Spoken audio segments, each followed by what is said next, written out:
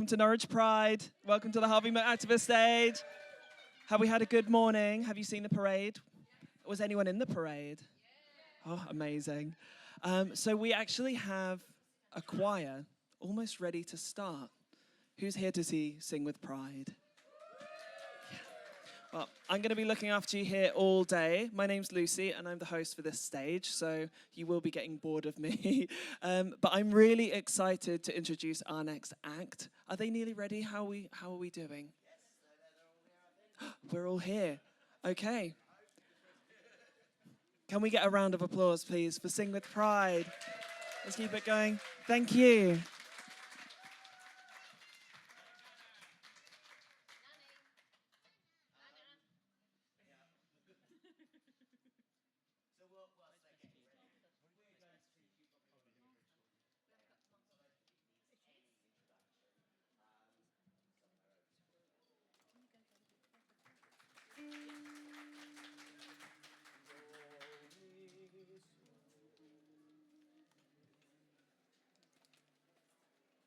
Talk among yourself for a minute. Fine.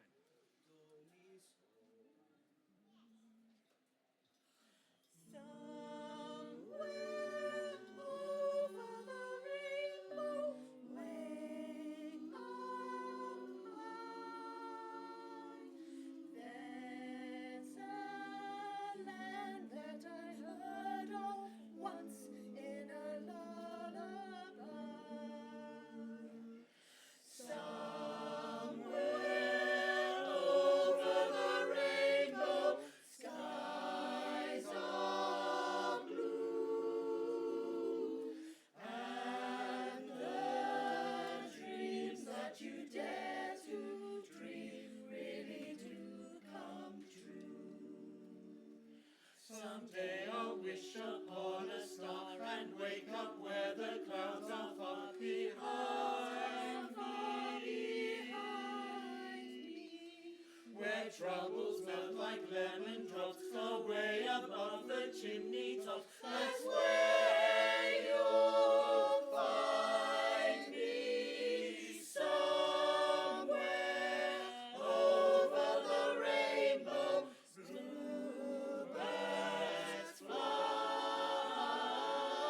Bluebirds fly over the rainbow. Why then, oh why can't I? If happy little bluebirds fly beyond the rainbow, why, oh why can't I?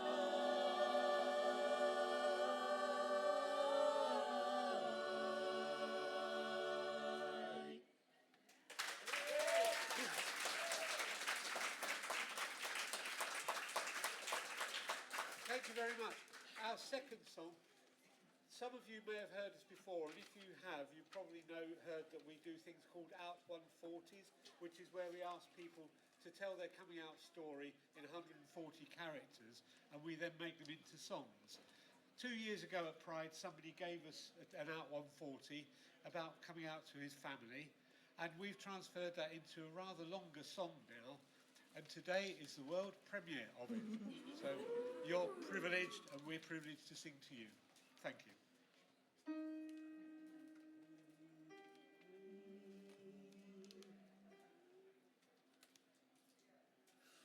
When I knew that I was gay, I couldn't keep it in. I wanted to tell those I love, but where should I begin? I thought I'd start off with my mum and dad, then end with Nan. And so I waited for the chance to tell them I began. Bum, bum, bum. Hey mum, I'm gay mum. I wanted you to know, dear mum, I'm queer mum, but I still love you so. I wanted to tell everyone and started off with you. My mother simply smiled and said that she already knew.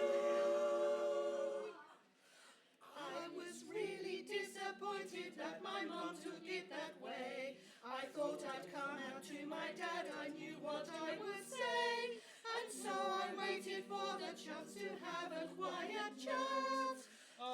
was really nervous and it all came out like that. Bum, bum, bum. Hey Dad, I'm gay Dad. I wanted you to know. Dear Dad, I'm queer Dad. But I still love you so. I wanted to tell everyone, but Mum said that she knew. My dad just looked me in the eyes and smiled and said, me too. And so I went to see my nan to share with her my news. She can be quite old-fashioned, but I still respect her views. She sat me down and poured me tea and asked why I was there. I said I've got important news I really need to share. Bum, bum, bum. Hey Nan, I'm gay Nan. I wanted you to know. Dear Nan, I'm queer Nan. But I still love you so. I thought I was surprising her, I shocked her to the core. My nan said, but I've known all that since you were only 4. And then we all sat down and talked about the brand new me. We very soon resolved to go outside the family. And so we organised a party, had a local dive to celebrate me coming out. And when they all arrived, I shouted, hey folks, I'm gay folks. I wanted you to know. Dear folks, I'm queer folks. But I still love you so. I want you all to join in with my celebration here. Because as of today I'm gay, I'm out and I am queer. Hey folks, I'm gay folks. I wanted you to know.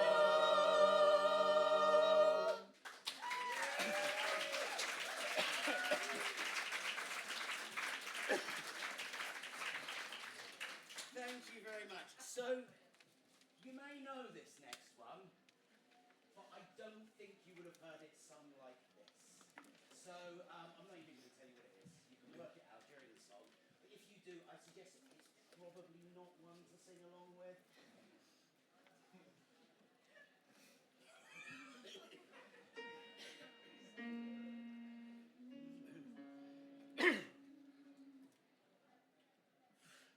I'll tell you what I want, what I really, really want. I'll tell you what I want, what I really, really, really, really want. What I really, really, really, really want to sing. Ah, if you want my future, forget my past. If you want to get with me, Better make it fast. Now you don't go wasting my time.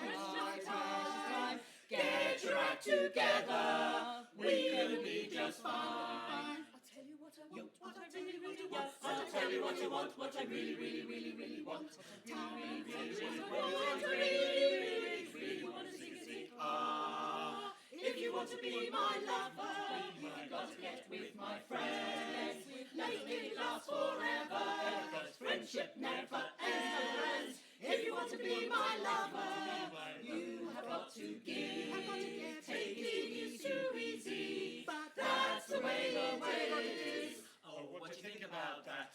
Now you know how I feel. Say that you can handle my love. Are you for real? I won't be hasty. I'll try. If you really bug me, then I'll say goodbye. I'll tell you what I want, what I really, really want. I'll tell you what I want, what I really, really, really, really want. I'll tell you what I really, really, really want to sing. Ah, if you want to be my lover, you've got to get with my friends. Make it last forever, cause friendship never ends. If you want to be my lover, you have got to give. Taking is too easy, but that's the way it is. Dancing up and down and winding all around. dancing up and down and winding all around. Dancing up and down, winding up and down, dancing up and down and winding all around. I'll tell you what I want, what I really, really want. I'll tell you what I want, what I really, really, really, really want. What I really, really, really, want. What I really, really, really, really, really want to see. Ah, if you want to be my lover.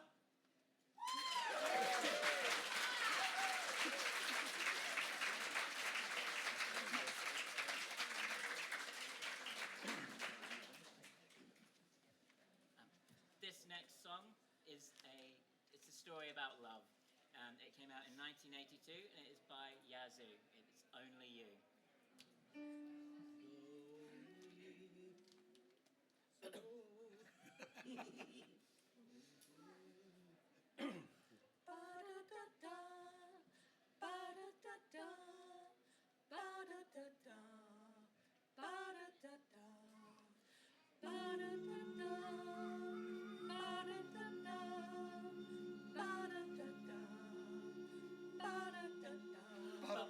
Looking from a window above, it's like a story of love. Can you hear me? Came back only yesterday, moving further away. Won't you need And all I needed was the love you gave. All I needed for another day. And all I ever knew. Only you. Sometimes when I think of your name, when it's only a thought, and I need you. Listening to the words that you say, it's getting harder to say. When I see And all I needed was the love you gave. All I needed for another day. And all I ever knew. Only you. Only you. Ba-da, ba-da, ba-da-da-da. Ba-da-da-da. Ba-da-da-da.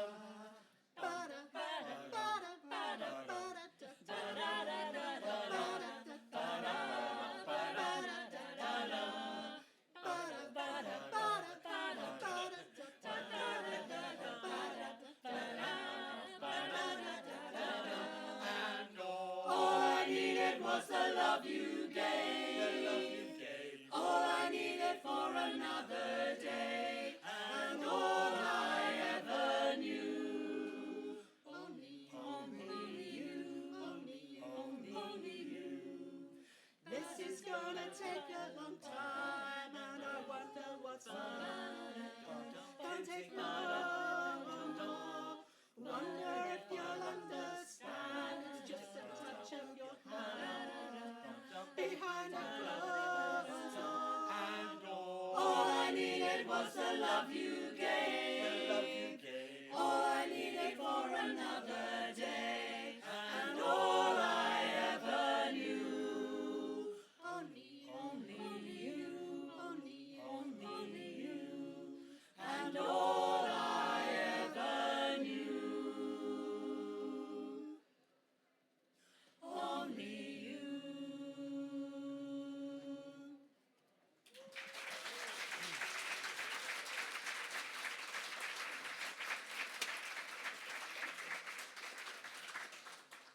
So our next song is in solidarity with refugees, and obviously in the current environment, this is really important. There was actually a protest against the refugees that are housed in Bowthorpe today. Obviously it's Pride. I'd have loved to have been there. I'm actually like a second generation descended from refugees from World War II, so this song's really important to me, and that's why I wanted to introduce it. It's called Harbour.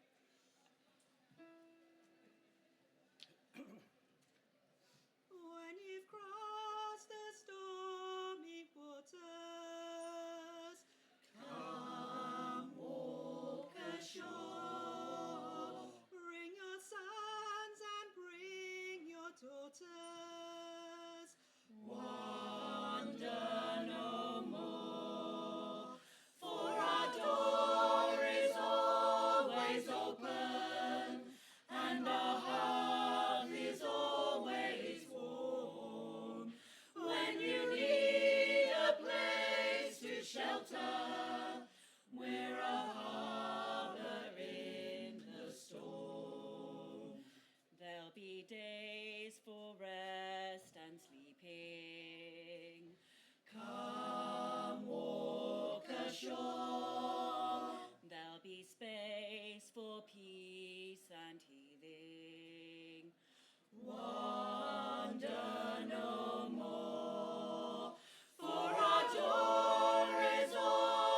always open, and our heart is always warm. When you need a place to shelter, we're a harbour in the storm. For in days of lesser fortune, come walk ashore. We may need a door to open. Wander no more, for our door is always open, and our heart is always warm. When you need a place to shelter, we're a harbour in the storm. For our door is always open, and our heart is always warm.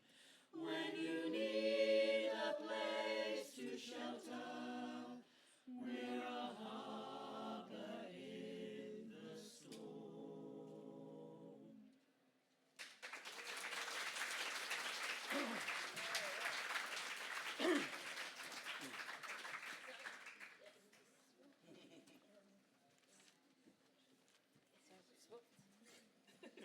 Okay, so this last song we're going to do a two-part introduction to.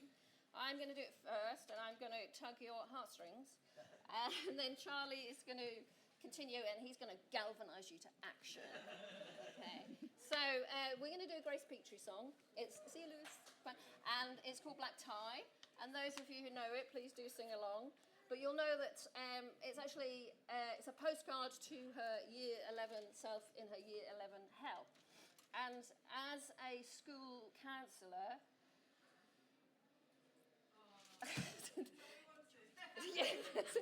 as a school counsellor, I know how real that is for the young people I listen to, particularly young trans people who can feel the weight of centuries of oppression on their shoulders.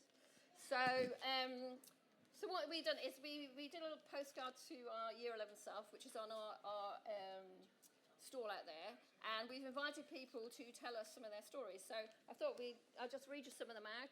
Some of you might be here because I promised you I'd read it out, so I'll try and do as many as possible. So this person said, be kind and genuine to yourself. Ignore the haters. You're going to get glandular fever during your exams, but don't worry because you'll pass them all.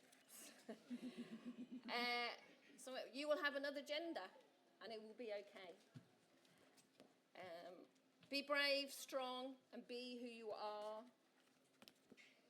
Everything is going to be all right. Get rid of the hair. It's okay to be gay. Do good and revise to become the best you can. Don't take life too seriously. P.S. You're going to get a hot Polish girlfriend. From my 60th year, I say to you, it's going to be amazing. It's quite a long one. Who you are now will not define who you will be in future. You can't be bullied if you don't let them. The future is a long time away. You will change. Other people will come into your life. Embrace them. There will always be some people who do not approve of you, who do not approve of... Sorry, I can't read it. That's life. Deal with it. When you are older, you will be you will be pleased you didn't become a police officer. And I am. A few social skills might help life be a little bit easier. Dear Emma, I hope it's okay to say your name. You are different, not defective. Love from future Emma. And this is my one. So it goes, hey Shell, I know you're feeling a bit confused right now as to why you want to spend more time with your best friend than your boyfriend, but you will work it out. There will be tough times, but one day something will happen that you can't even imagine now. You will get married to a woman who you adore, who is beautiful inside and out. And you will have some wonderful grandchildren at the front, and you are going to have some gorgeous dogs. Okay, this is Grace Peach. So, yeah, I just wanted to say something on this song. It means a lot to me whenever I hear it. It shows me. And like Shell said, please do sing along. I don't know how many of you know, but there's some really dangerous guidance going out to schools at the moment from the government that's saying that they've got to stop encouraging children to question their gender identity, and it feels very much like the days of Section 28 again. And I think a lot of us grew up under Section 28. But things have changed a lot since the 80s and the 90s. You know, in those days a lot of teachers were homophobic. A lot of teachers aren't homophobic now. Most are really supportive of their kids. And it's just really important that we send out a message to anyone in Parliament and in power that actually, no, we're not going to abuse children because you don't get us. And so I just wanted to, just say that, and just, it is going to be okay. So please, if you would like to, sing along to the chorus. For all those Year 11 selves out there right now, and I should give a little bit of a warning. I mean, they're Shelley's grandkids mostly, so they might know. Grace does swear in the chorus. If everyone's, we tried to slightly hide it, but if everyone's singing along, they're going to hear some naughty words. One. One. But they'll hear it twice.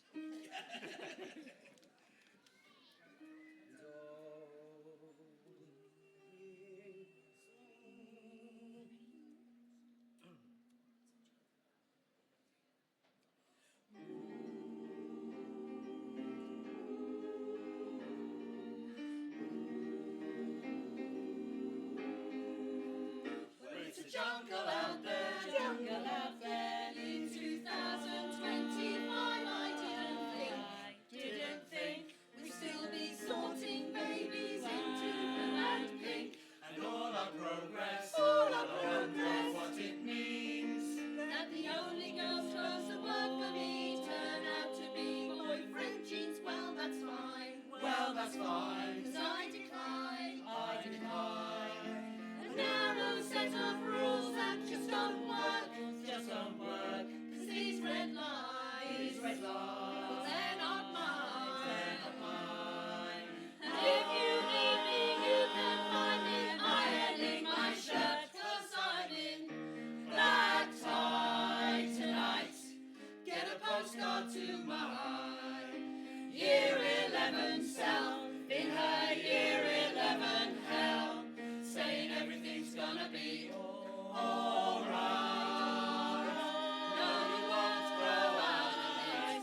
You will find the clothes that fit, and the images that got you were a patriarchal structure, and you never will surrender to a narrow view of gender.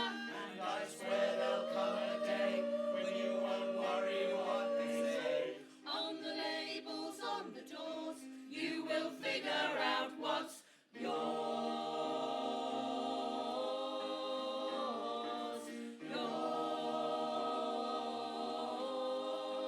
And it's a bloody nightmare, trying to fight the spread of bigotry and fear that's uniting Piers Morgan and Jermaine Greer. And all our progress, what it means. And when I dared to alter the trans lives matter, all I got was a turf war. Well, that's fine. 'Cause I decline. A narrow set of rules that just don't work. 'Cause these red lines, but they're not mine. And if you need me, you can find me ironing my shirt. 'Cause I'm in black tie tonight. Get a postcard to my Year 11 self in her Year 11 hell, saying everything's gonna be alright. No, you won't grow out of it. You will find the clothes that fit, and the images that puncture were a patriarchal structure, and you never will surrender to a narrow view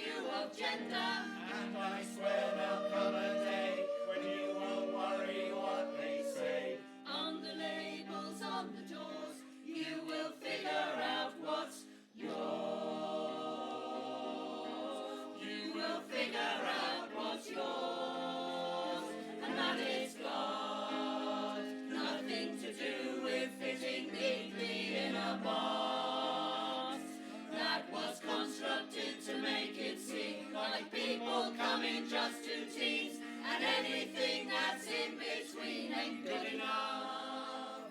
And you will love, and you will love, and you'll be loved, and you're in black tie tonight. Get a postcard to my year 11 self in her year 11 hell, saying everything's gonna be alright. No, you won't get out of it. You will find the clothes that fit, and the images that conjure were a patriarchal structure, and you never will surrender to a narrow view of gender. And there's folks you've yet to meet, but they're exactly up your street. They've been waiting just as long to hear someone sing this song. And better days are on their way, when it won't matter what they say. On the labels on the doors, you will figure out what's yours. And then you'll be down the line. And girl, you're gonna be just down the line. And girl, you're gonna be so happy. Down the line, down the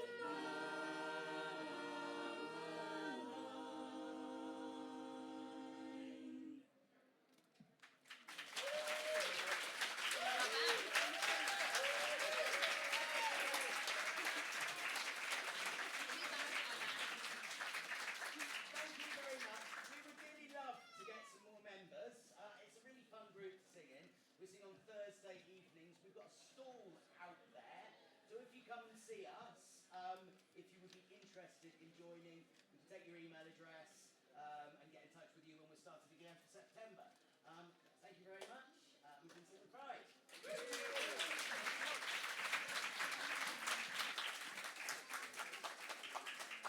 Keep the applause going for Sing with Pride. Guys, that really wasn't fair. I meant to be hosting, and I was literally sitting in the back of the room, holding back tears. Like, there's just something so powerful about the human voice. This sounds morbid, but it's the only instrument that can die, right? But I think that makes it all the more special, because we get to use it whilst we're alive, and we get to use it for everyone else's enjoyment. So please just give Sing with Pride one more round of applause. I think what truly astounds me about events like this is that they're not for yourself, they're for everyone else. And what touches me when I hear people sing, when I see people protest, when I see people with signs they've made, fighting for rights of other people, it's so selfless. And I think that's what's so powerful about our community and about Norwich Pride, and the fact that we just kind of do it better than everyone else as well. So a round of applause for Norwich Pride and for everyone who's organised this today. Can anyone see what flag I've come dressed as today? Yeah, which one? Yeah. Sorry, I don't know what I'm asking. I'm transgender, that's why. Woo! And it's been an interesting year. This is actually the first time I've used a microphone since having vocal surgery. So it's really weird hearing myself back on a loudspeaker. But you know, like, one of the weirdest things was hearing my voice for the first time. Because basically the clinic gave me a little suture in my throat, right? And I had to be quiet for 2 months. 2 months. The first month I could say nothing at all. I went to a baseball match and nearly screamed, but it came out like this. And the first words that I said were bizarre to hear. But what was even weirder was discovering this like new ability that I had. Right, I'll do it. I was expecting to sound like silky and beautiful. And this is how I sounded. Hakuna Matata. Put that thing back where it came from, or so help me. It's like the Gilbert Gottfried surgery was a success. I think I got the actor wrong. Who is it? Who does Timon? Oh, yeah, Billy Crystal did it for a bit. No, that was Mike Wazowski. Mike Wazowski. Okay, so coming up soon, we have Crystal. Who's here to see Crystal? Who's here to see Crystal? Yeah. People at the back, come forward, take a seat, get comfortable. There's lots of room. So yeah, we have got a few minutes till the next act is on. So either stay where you are or go see what else we have on today at Pride. Loads of seats at the front. Hello. Who have we got in the audience? See, I just told you to sit at the front and I'm going to talk to you. Hi. We've been here this morning. Have you? The seats we were in this morning. Oh, were they? Yeah. Have you got like the beach towels out on them so you can run away? Yeah.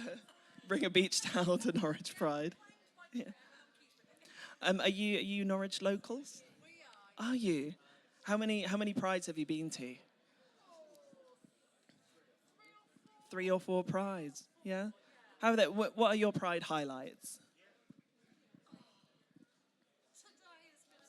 Today has been amazing. It feels like it's getting bigger. Yeah. Happy. It's not too hot. Everyone's been happy. We're trying our best as well. We are trying hard. We have got swag. Have we got any people traveling in from afar today to be here? Yes? Did I hear a yes? Oh, someone's just saying yes loudly to confuse me. Yes! At random points in the day. Do we have any other locals? Any other locals in? Let's meet the crowd. Hello, who are you? Hi, Jules. Hi. What brings you to Pride? The gays. That's a great reason. There's loads of us here. Give a cheer for the gays. Woo! And everyone else. Woo! Straight Pride is currently on at Henham Park in Suffolk at £300 a ticket. So well done for being here today. Yeah. Okay. Oh, how close are we? Does anyone have a time check for us? Because I didn't wear a watch. 2 minutes. 2 minutes. Oh, and a lectern has appeared with a bottle of water. I won't help myself to that. Okay, so come forward. Those at the back, if you want to sit down, feel free. No, it's like people who order a coffee in a takeaway cup just in case, but they sit in the cafe, but just in case something more important comes along so they can just run at a moment's notice. A friend recently introduced me to something called Type 1 fun. Is anyone aware of the concept? Type 2 fun. I mean, there are lots of different types of fun. Type 1 fun, I would say Norwich Pride is Type 1 fun. It's fun to be here, and it's fun to reminisce about. Type 2 fun is like something that wasn't fun at the time at all, but is really fun to reminisce about. So like, I imagine that organizing Pride is kind of Type 2 fun. Like probably a lot of stress, but then you look back and you're like, oh, wasn't that great? Let's do it all again next year. Type 3 fun, coming out to my in-laws. Wasn't fun at the time, is not fun to reminisce about. But I propose there's a 4th type of fun, which was, it was fun at the time, but it's not fun to reminisce about. Any drunk night out, having a Tesco meal deal. I love a Tesco meal deal, but when I think about it, it does make my life feel incredibly sad. Same sandwich every time, endless choice, the debilitating anxiety of picking the optimal combination of items and picking the same thing every single time. All right, so who's ready for our next performance? Our next talk. It's a talk, really. They're mysteriously lingering behind a curtain as if they're not here. Okay, so Crystal is the gender-bending drag artist, DJ, and presenter who came to prominence on RuPaul's Drag Race UK Season 1. Any Drag Race fans in the house? Any Drag Race fans in the house? Any Crystal fans in the house? Yeah, okay. Crystal is the 2024 Pink News Award winner of Best Drag Artist, the first winner of Pride in London's Pride's Got Talent Cabaret, that sounds great, and the first ever winner of Best Drag King. I just skipped to the wrong section. What am I reading? I'm so sorry. I was like, wait a second. I'm just giving away all these.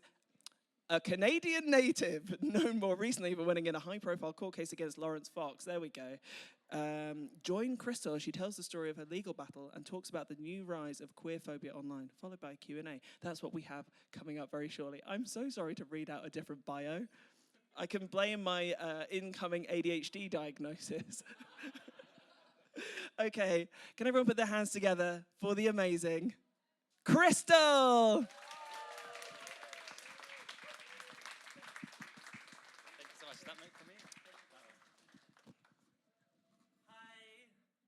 My feet. It's been a long day already. Hi. How are we? So we had some Drag Race fans, some Crystal fans. Do we have any Laurence Fox enemies? Yeah, perfect. So picture this. It's October 2020, Black History Month, pandemic vibes. Jessie is still in Little Mix. And I'm scrolling Twitter on a Sunday night. Sainsbury's have tweeted, "We are proud to celebrate Black History Month together with our Black colleagues, customers, and communities, and we will not tolerate racism. We proudly represent and serve our diverse society, and anyone who does not want to shop with an inclusive retailer is welcome to shop elsewhere." Laurence Fox, failed actor turned failed politician turned online troll, tweets, "Dear Sainsbury's, I won't be shopping in your supermarket ever again whilst you promote racial segregation and discrimination. I sincerely hope others join me. Boycott Sainsbury's." I, rather naively, reply, "Imagine being this proud of being a racist. So cringe. Total snowflake behavior." If I'd known I'd be still discussing this tweet 5 years later, I might have worked on it a bit more. It's not my finest tweet, but you know what? It got the point across. And then to this tweet, Laurence Fox replies, says the pedophile. So this last tweet changed my life. Obviously, it's untrue, defamatory, and it was then repeated at me dozens of times by his followers. That tweet has become a 5-year saga that, unfortunately, is still not over. For those who don't know me, I'm a Canadian drag artist. My name's Crystal. I came to prominence on Drag Race UK Season 1. I make my living as a drag artist, as a DJ, as a podcaster. Apparently, I also won the Pink News Pride Award, so that's good. I'm going to tell you a little bit about my defamation trial, some of the behind-the-scenes stuff with that, and then I'd love to take any questions that anyone might have about it as well. And bear with me for 1 second while I try and increase the font size on my phone. How hard could that be? Perfect. Okay. So where were we? A couple of days after Laurence Fox tweeted that I was a pedophile, with no retraction or apology coming, I decided to sue him for defamation. His tweet had been picked up by every major news outlet, had been seen by hundreds of thousands of people online, and I was very worried that if I didn't robustly defend myself, that it would look like an admission of guilt, that I didn't care or that it was true. I'm obviously very aware that some people treat homosexuality as equating with pedophilia. Obviously, it doesn't. And there's now also a lot of people who treat drag queens and anyone who's gender nonconforming as also being a danger to children. So as a gay man and someone who does drag, I know that Laurence chose that word specifically because it would do the most reputational harm that it could. I've obviously also seen online how much this rhetoric has been normalized. It's become very commonplace to call queer people groomers on the internet. And so it felt very, very important that I took a stand. So I found a lawyer and asked him for a retraction and an apology, and he refused. And in fact, he said, if you sue me, I'm going to sue you for calling me a racist. So we were in a deadlock. He wanted an apology from me for calling him a racist, which I wasn't going to do because I did and still do believe that he is one. So it took 3 years. It took 3 years, and then we were in court. This is November 23. And we had a 3-day trial where I was able to give evidence about how his defamation had impacted me. Since he had tweeted that at me, this kind of abuse has become normalized. And specifically, I think I became a bit of a target for this kind of abuse.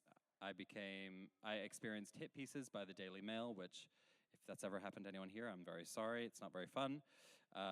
Yeah, the Daily Mail implied that I was a danger to children. I've had death threats. I've been threatened with violence on the street. I've been the target of basically every far-right agitator you can think of online. Libs of TikTok, Ian Miles Chong, Graham Linehan, who I understand lives in Norwich. I'm so sorry. And basically, I no longer take my safety for granted, especially in a space like this when I'm walking around and there's public everywhere. None of this abuse that I've just listed is directly attributable to Laurence Fox. Some of it might have happened anyway, but something definitely shifted when he tweeted that at me, because before that I had never experienced anything like it. And I'd been in a high-profile position after Drag Race for a year at that point, never really experienced any abuse. Since he did it, something really changed. I'd become a target. The other half of the trial was about whether or not Laurence Fox is a racist. And I don't want to talk too much about whether or not Laurence Fox is a racist because, well, I think he is one, and if you're here and you're aware of him, you probably also think he's a racist. But just in case you're not convinced, one thing that did come up in trial, the barristers could not get him to agree that saying, "I hate black people" would be a racist thing to say. So as a man who is just unwilling to deny his own racism.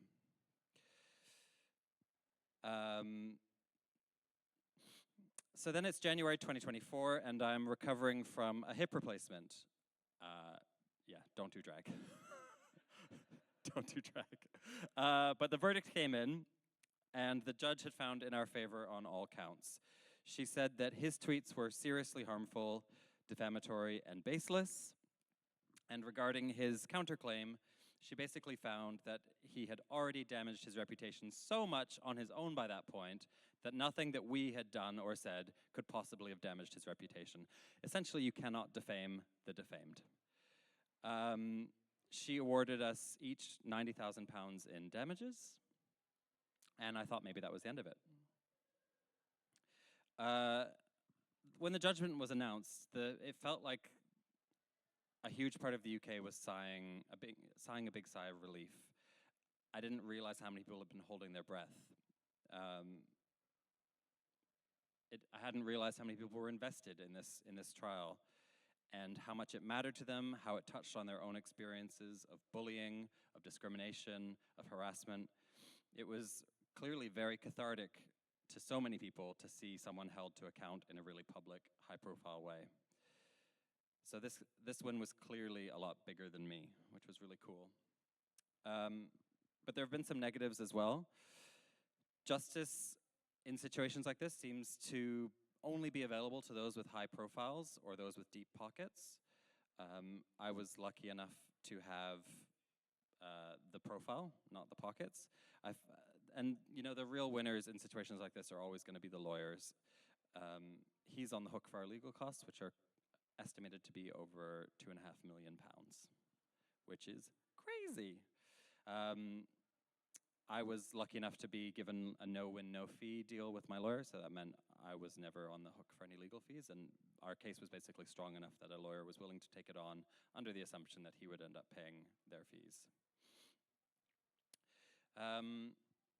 I guess another negative has been that it's actually only intensified the online hatred that I've received, and I'm essentially powerless to stop it. One thing I hadn't realized was if I want to stop anyone else from doing this, I have to do the entire thing all over again, including Laurence Fox.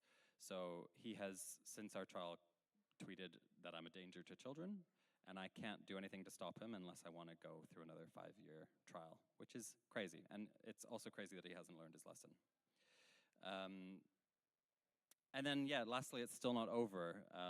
It's been nearly 5 years, and I'm actually back in court on Monday to hear his appeal, because he's appealing. So even though we won, and he did pay the money, we haven't seen a penny. That's still in holding, pending the outcome of his appeal, and presumably he will lose his appeal, and then he will apply to the Supreme Court, and hopefully he will lose there as well. But basically, we're still years away from a judgment, and I don't think I'd realized at the outset how long this could possibly go on for. But overall, the positives feel way stronger, and I think that's where I want to end my little part on this. And these are the things I think that are worth reflecting on as we gather today to be proud.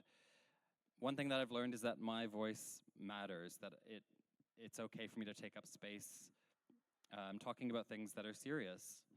You know, I had previously thought that as a drag artist, my job was to entertain mostly, and that people weren't necessarily interested, or they would lose interest if I got too serious or talked about serious topics too much.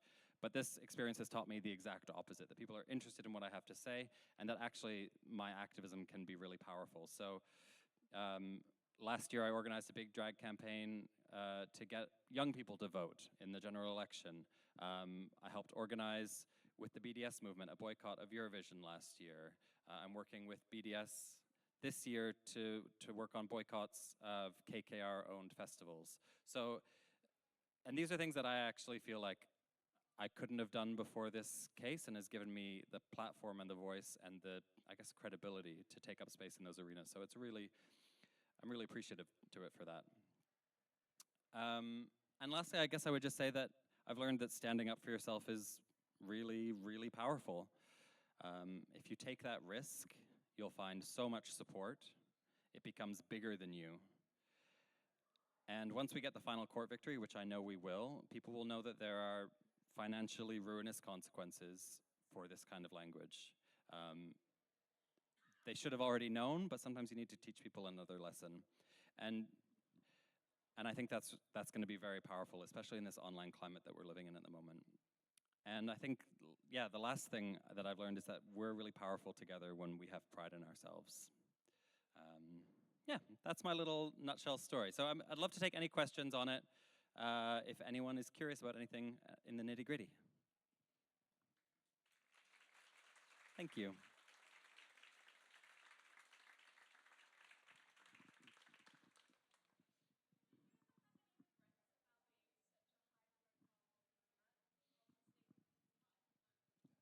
Hello, I have a microphone. Did you ever, part of you ever wish that you weren't such a public figure and sort of grieve the safety of the anonymity? I think my toxic trait is that I will do anything for attention. So, I don't know. I think there's something about a person who puts on a wig and a dress or a shitload of makeup and makes that their career that you always find a way to take a bit of positive from that attention as well. And I'm so thankful that I get to do a thing that I love as a job, that I get to be an artist as a job, that I get to have any of these opportunities. And I guess that feels like the flip side risk. But, you know, 95% of my interactions, 99% of my interactions are so positive. I've just been out in the parade today, and it's been such an enriching experience. So, no regrets. Anybody else? Do you want to hear about Laurence Fox picking his scabs and eating them?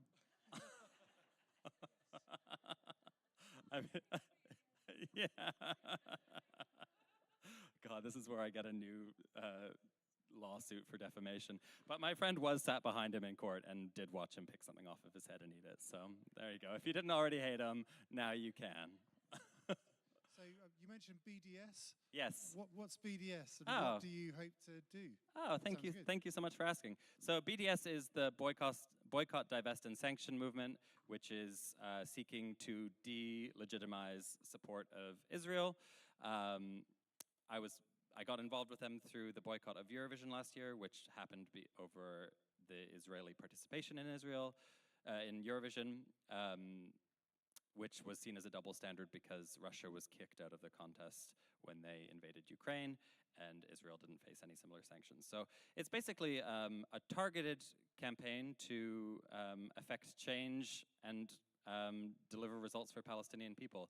I think it's a really powerful organization to get involved in. They've got very specific goals that are really intended to have real impact. I think so often we can feel like we are siloed or we're alone or we don't know what to do, and we've got so much energy and passion around this issue, at least I do, and I'm sure a lot of you do here as well, and you don't know how to do it, you don't know how to channel it, and you can feel like you're just doing it alone. And I'd really encourage you to get involved in a bigger organization that can actually funnel your intention and your energy into making real change.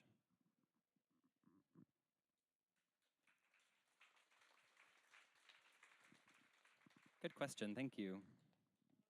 Hi. Do you have a message for any of the platforms, the online platforms that facilitate this kind of hateful rhetoric and allow people to say the kind of things they said to you? Yeah, I mean, if you're still on Twitter, X, get off. It's pointless. Just stop it. It's a bin fire. There's no point. There's nothing good to be had there. You know, Instagram, Facebook, TikTok, you do get really censored, and I think we've all seen that, especially if you're vocally in support of Palestine, you can really see the censorship that happens there. But there is still some moderation on those platforms, and it does feel like it is still unacceptable to call someone, say, a pedo on Instagram. I don't know. I think anytime you're on social media, you kind of are dealing with the risk of your existence getting outside of your own bubble and being exposed to a whole other group of people that you didn't want to. And I've had that whenever I've had a video go viral. I don't know what my message is. I just say, like, be careful, and is it really worth it? Do you need it? If you're not making your living on social media, like, do you need to be on there? That's what I would say. And I would refocus your energies on lovely things like this and community. Unfortunately, I'm trapped. They've got me by the balls. Anybody else?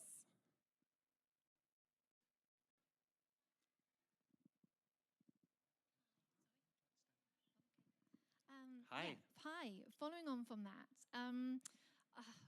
I have to use social media for my job, but I try and kind of follow people that kind of fill my kind of timeline with joy, but also activism, and particularly like kind of queer activism and Palestine and everything like that. Is there a particular person that you follow that you could recommend that is a really interesting and forward person with those kind of messages?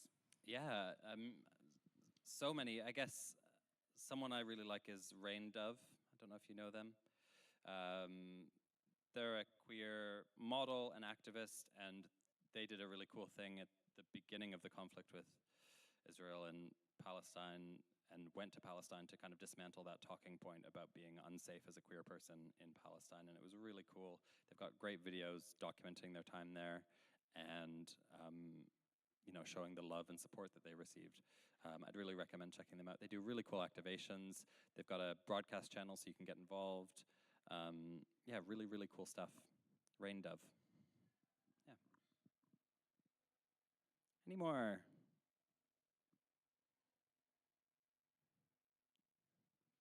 Hello. Hi. Is this your third outfit?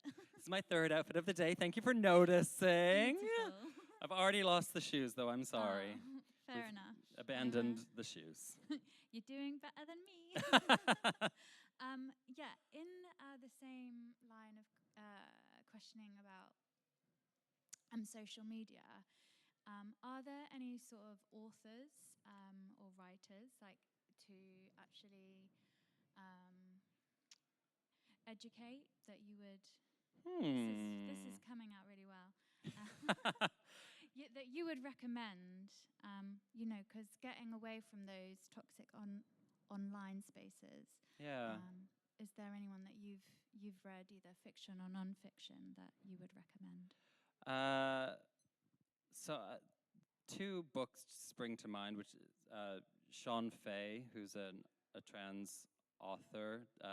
Is it called The Transgender Issue? Yeah, great book.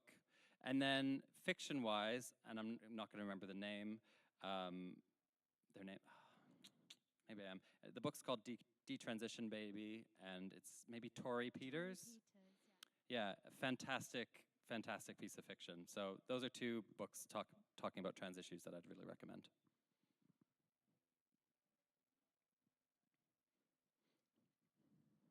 Hi. Yes. Oh, you know what's weird? So you spend 3 days in court and you're kind of like sat on opposite sides facing forward. And so you're not really in each other's eye line, which is quite nice. When you're in the box, like when I was in the box, he was here, and so I could kind of feel him looking at me. That was quite weird. But I was doing like my best to basically avoid awareness of him at all times, because it was just so intense.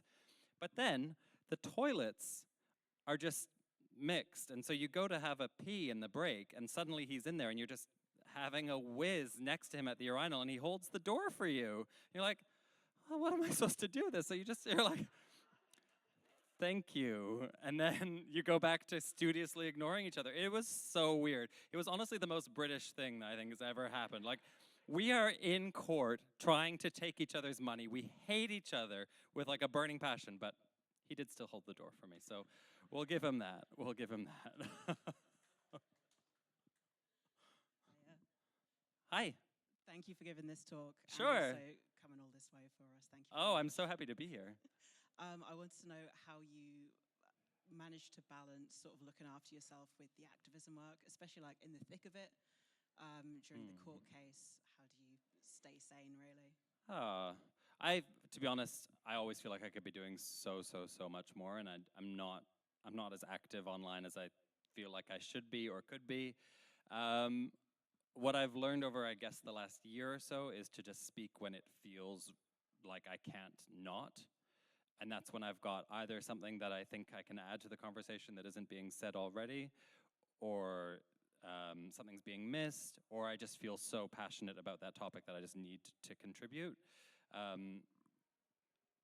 Because sometimes you feel this pressure like to post or to create content or to talk about topics, and you're not actually adding anything fresh, and someone else has already said it better, and that's when that message doesn't really resonate. But when you've got something that's like such a burning need to say it, that's when it resonates, that's when people respond, that's when it reaches people. And so I've tried over the past year to just kind of listen to that intuition and just wait until, I guess, the inspiration strikes or the need feels really powerful. And then just try not to beat myself up about it in the other time when I'm not. And, you know, I don't need to say something about everything, is what I've been trying to teach myself. Say it when it feels like it really, really matters. Yeah. Hi. Thanks for all your questions. It's really nice. Hello. Thank you for your panel earlier as well as now. I was just curious what the perception was back in Canada, and if you had more support from kind of there compared to the UK and other territories. You mean about the trial? Yeah. I think it was a bit of an interesting one because Laurence Fox is a complete unknown outside of the UK. No one's ever heard of him. So, unlike some of us. Whenever I get the opportunity. So I think people were aware of it. It definitely got coverage, but because he was so well known here, it was a big news story in the UK. So yes, there was lots of support.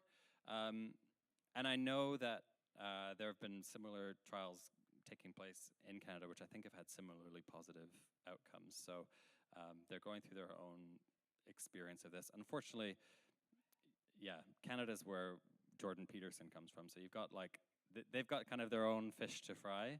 But yeah, I get a lot of support from Canada, and it's always good to go home. I don't know what else to say about that. Thanks. I think we've got time for maybe one more. If anyone's got one. Or we can leave it there. Oh, hi. Hi there. Hey. I was just wondering, has this experience changed how you would tackle kind of homophobia, transphobia, racism going forward at all? Obviously, you don't regret what you did, and I think everybody in this room agrees that it was an incredibly powerful thing to do to really stand up for it. But do you think you'd do it again, basically? Would you keep speaking out in such a public way? Yeah. Well, I definitely am much more aware of defamation law now than I used to be. I think it's always really important, this is a lesson everyone can take, to put I think before you say something instead of you are. That's a lesson we can all learn. Because you're allowed to have an opinion, and a statement of fact is where you start to get into trouble with defamation. So I have become more careful about things like that. If it hadn't happened and it happened now, I would do it again. I don't think I can be bothered to do the same thing all over again because I've already taught that. I feel like I've taught that lesson and done that job. But I definitely, if anything, it's made me a little bit more emboldened to yell at people on the internet. And that's why I'm really glad that I have deleted Twitter, because it's actually not a good use of time. It's an outrage machine. So your question was, would I do it again? And what have I learned? I don't think I've learned very much, unfortunately, or fortunately. I don't know. Yeah, my big lessons: delete Twitter and always put I think. I think we might be out of time. Unless anyone's got one last one, we can probably, yeah. But otherwise, thank you so much for being here. Thank you for coming out to Norwich Pride. Thank you, Norwich, for having me. It's been so nice. I'm going to be on the main stage at 4 p.m. if you want to see a performance, and I'll be DJing from 7 till 8 on the DJ stage. So you're going to be very sick of me by the end of the day, but feel free to come check me out at one of those places, and I think you've got an amazing talk coming up from someone I like very much next. Thank you so much. I've been Crystal. Bye.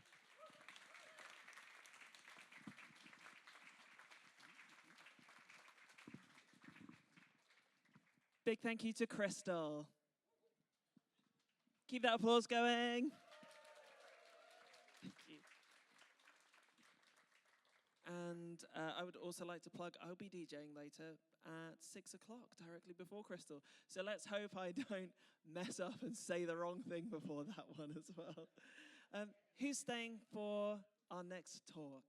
Because we have the history of drag kings and what it's all about being a drag king coming up. So any drag king enthusiasts, hang around because we have Adam All coming up very shortly.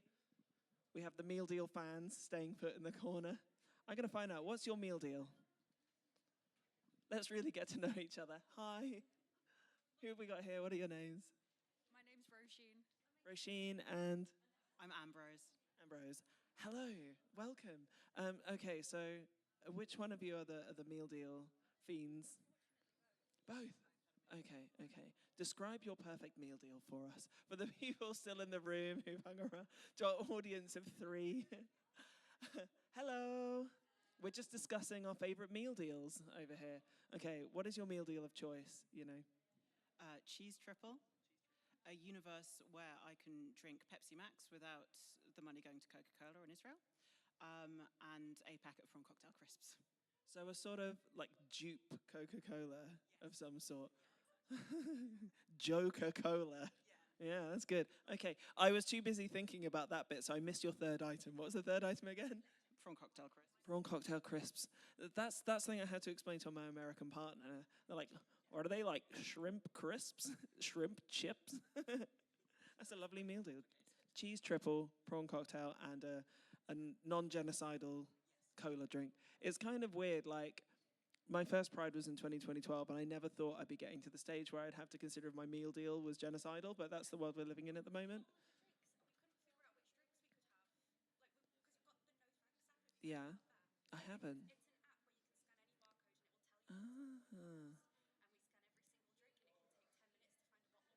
No Thanks app. No Thanks app will help you decide if your food is ethical. And what's your meal deal of choice?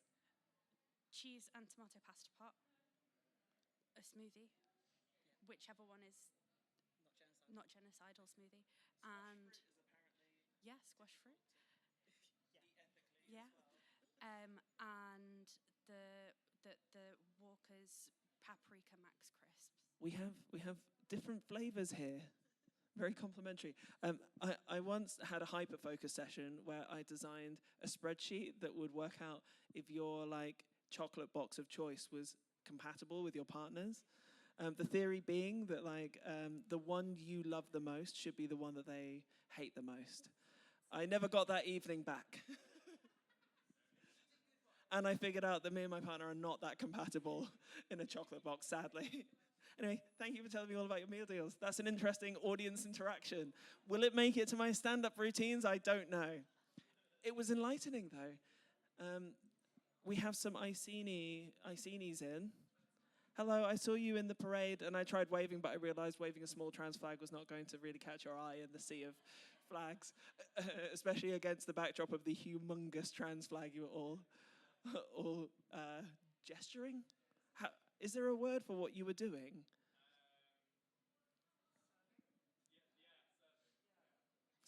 Yes, we're going to serve a giant flag to Norwich itself for the town crier to devour whole. All gay, all gay. Anyway, right, found my audience. Roll up, roll up. Everyone come on in. We have a talk from Adam All coming up shortly. How are we doing for time? 3 minutes. Sorry, I only saw 2 fingers there and I was like, sorry, what have I done? Okay, who else have we got over here? Hello. Hello, I like your shirt. You look dapper. Who are you? My name's Dan. Hello, Dan. What brings you to Pride? I'm doing a thing after this. Are you? Yes. Oh, Yes, let's see. You doing the Polari workshop? Stay right there. Don't move. Yes. Good. Could we have a preview of what Bona Tavada your dolly old eek means? What do you think it might mean? Good to meet your silly old self? Yes. Nice to meet you. Lovely to meet you. That's Oh, right. Okay, cool. Didn't have that written down, I swear. Oh, yes, of course. Quick plug. I don't agree with those meal deals personally, but please do stay. It'll be Bona Tavada, your Dolly Old Eek at 3:45 for about 45 minutes, an hour of secret queer language from the 20th century. That's what we're talking about, and that's what we're going to be learning as well. I can't wait. Good, are you going to be here? I have to. I'm contractually obliged. But obviously we're doing it from the goodness of our hearts and for the love of eeks. What are you looking at? I've got some words. I read the wrong ones earlier for Crystal. That was fun. And I keep reliving it in my head on a loop. Oh, don't do that. That's not going to help anyone. I discovered recently that we probably have a minute left. Before I launch into my stims of the week. How are we doing? Shall we get on our next talk? Okay, all right. So we have to be extra loud and extra warm and welcoming for our next guest at Norwich Pride. So could you please start the applause? I'm going to stamp for the wonderful Adam All.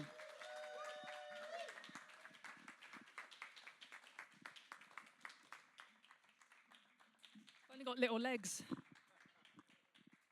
Hello, beautiful humans of Norwich. Hello, hello, hello, hello. Over there. Hello, you're here, thank goodness, because you're next.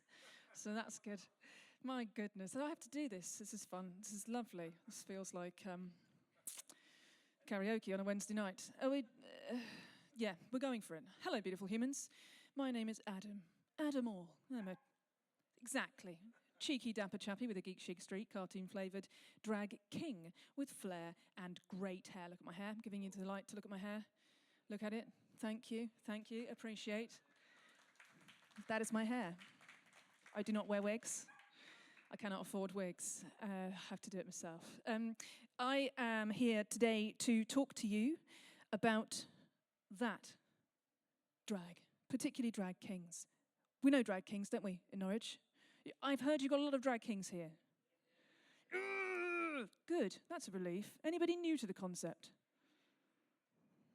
One. This entire speech is for you. So that's good. Do you feel comfortable? No, don't panic. Okay, right. What we're going to do is I'm going to nip through some of the concepts and ideas around drag king, but I'm going to start by giving you a quick backstory, some history for you. I've got a clicker here. We're not sure entirely how it's going to work. So giving you a basis, a drag king, to be completely clear, is, and I've got a really good quote here that my friend Goldie Peacock came up with, is an entertainer who assumes the theatrical guise of maleness in and for performance.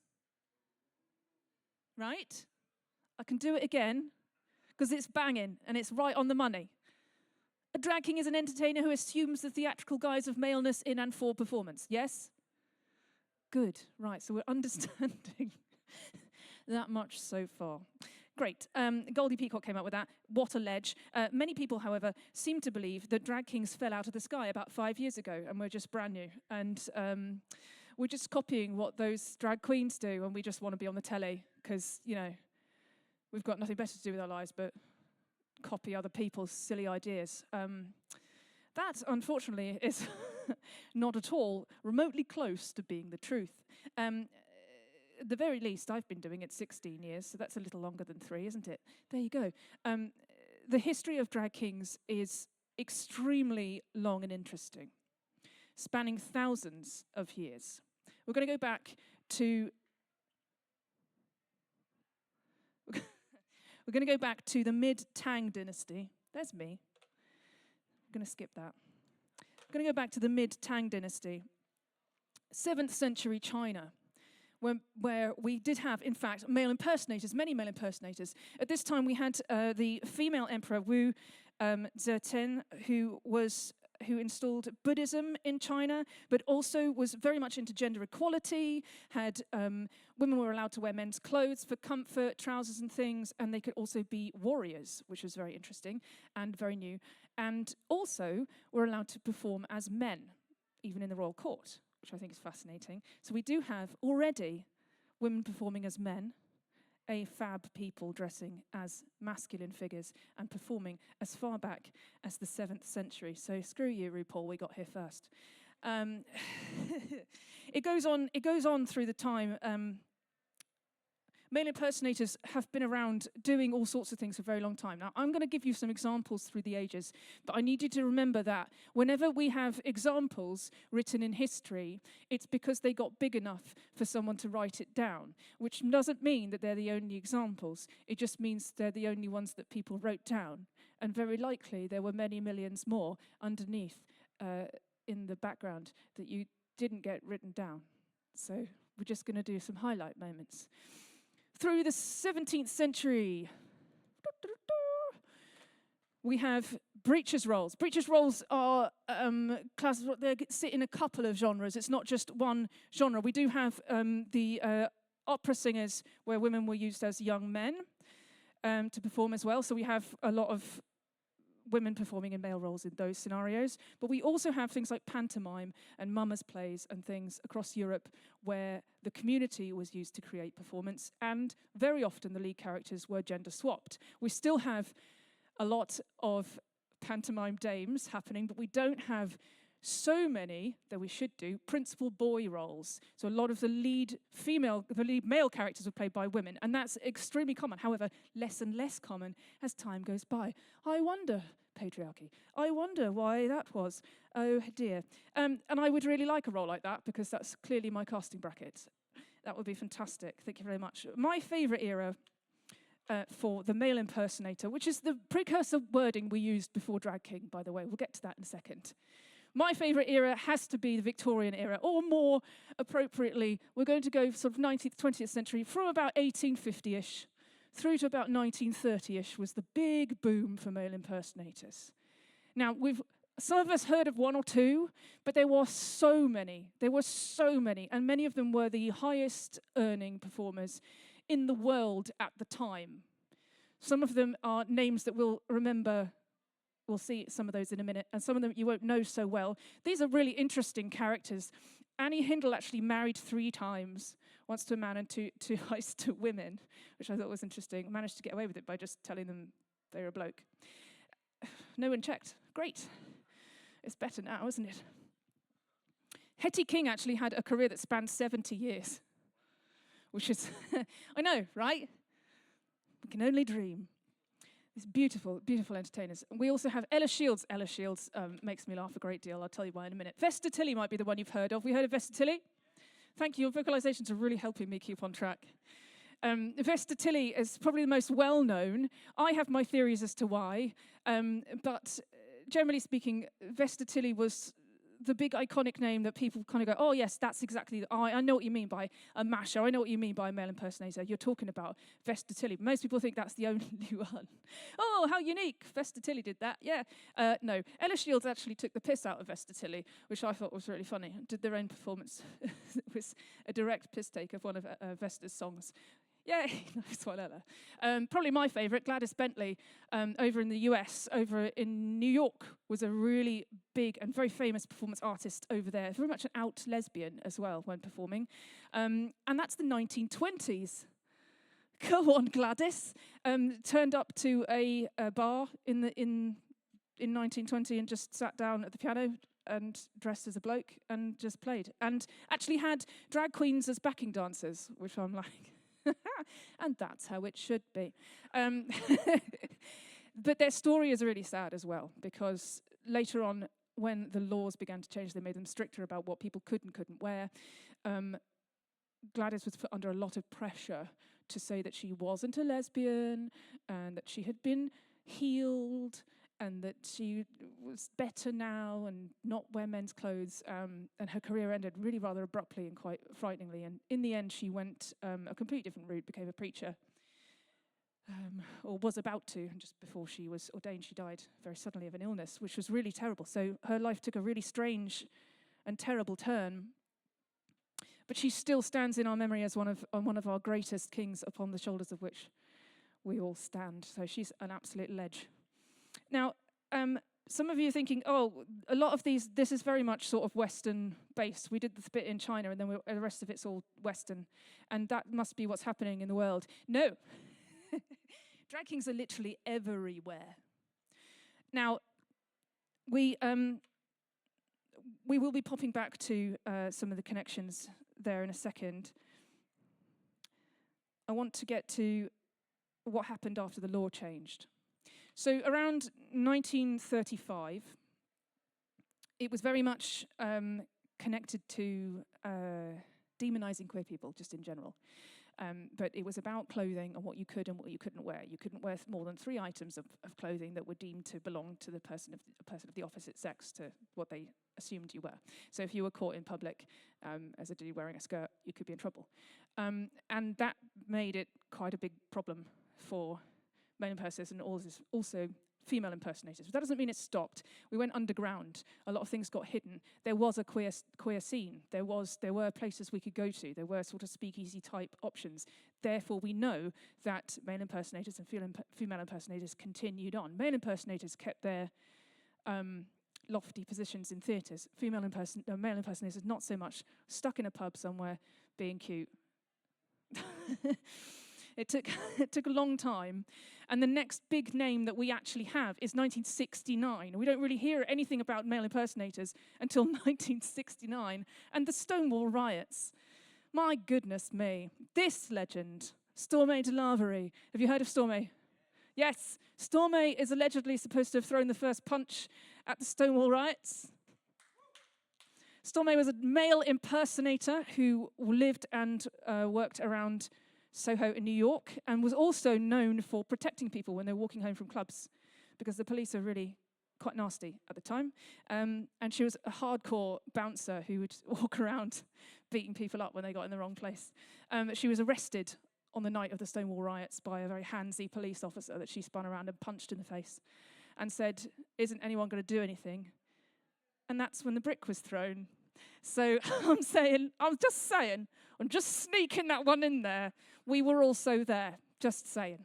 Definitely one of my heroes, an absolute legend, and was given key to the city, I think, in 2014 or something like that, when they were like 90 years old.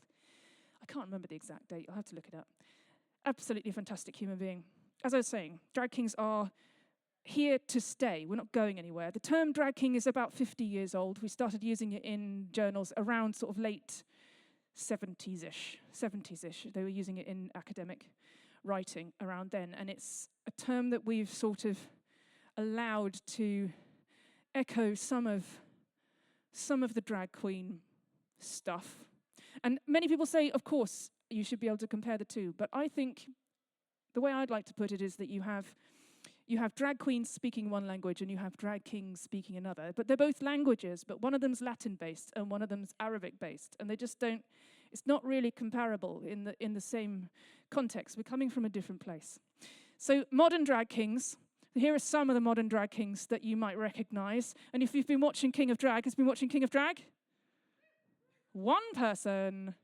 It's because you have to pay for it. That's why, isn't it? Yeah, okay. All right, we have Diane Tor, who led many drag king workshops through the 80s and 90s, and I got to meet, actually, an absolutely fantastic human being. Performed all over the UK and America, and around Germany a lot as well, and did a lot of really great stuff for drag kings. Dread, who was well known for their innovative poetry and also activist performance, as well as being utterly hilarious. If you've ever watched stuff that Dread does, they're just really funny. And was a huge name through the 90s and into the beginning of the 2000s. Elvis herself is still going, by the way. Still working the boards over in the States. Murray Hill, you should have heard of. If you haven't heard of Murray Hill, where have you been? Murray Hill is the host of King of Drag, the very first televised drag king competition. It's a bit like RuPaul's Drag Race, probably a little bit too much like RuPaul's Drag Race, in my opinion. Murray is the host and also done a whole bunch of television, but calls himself a comedian first, drag king second.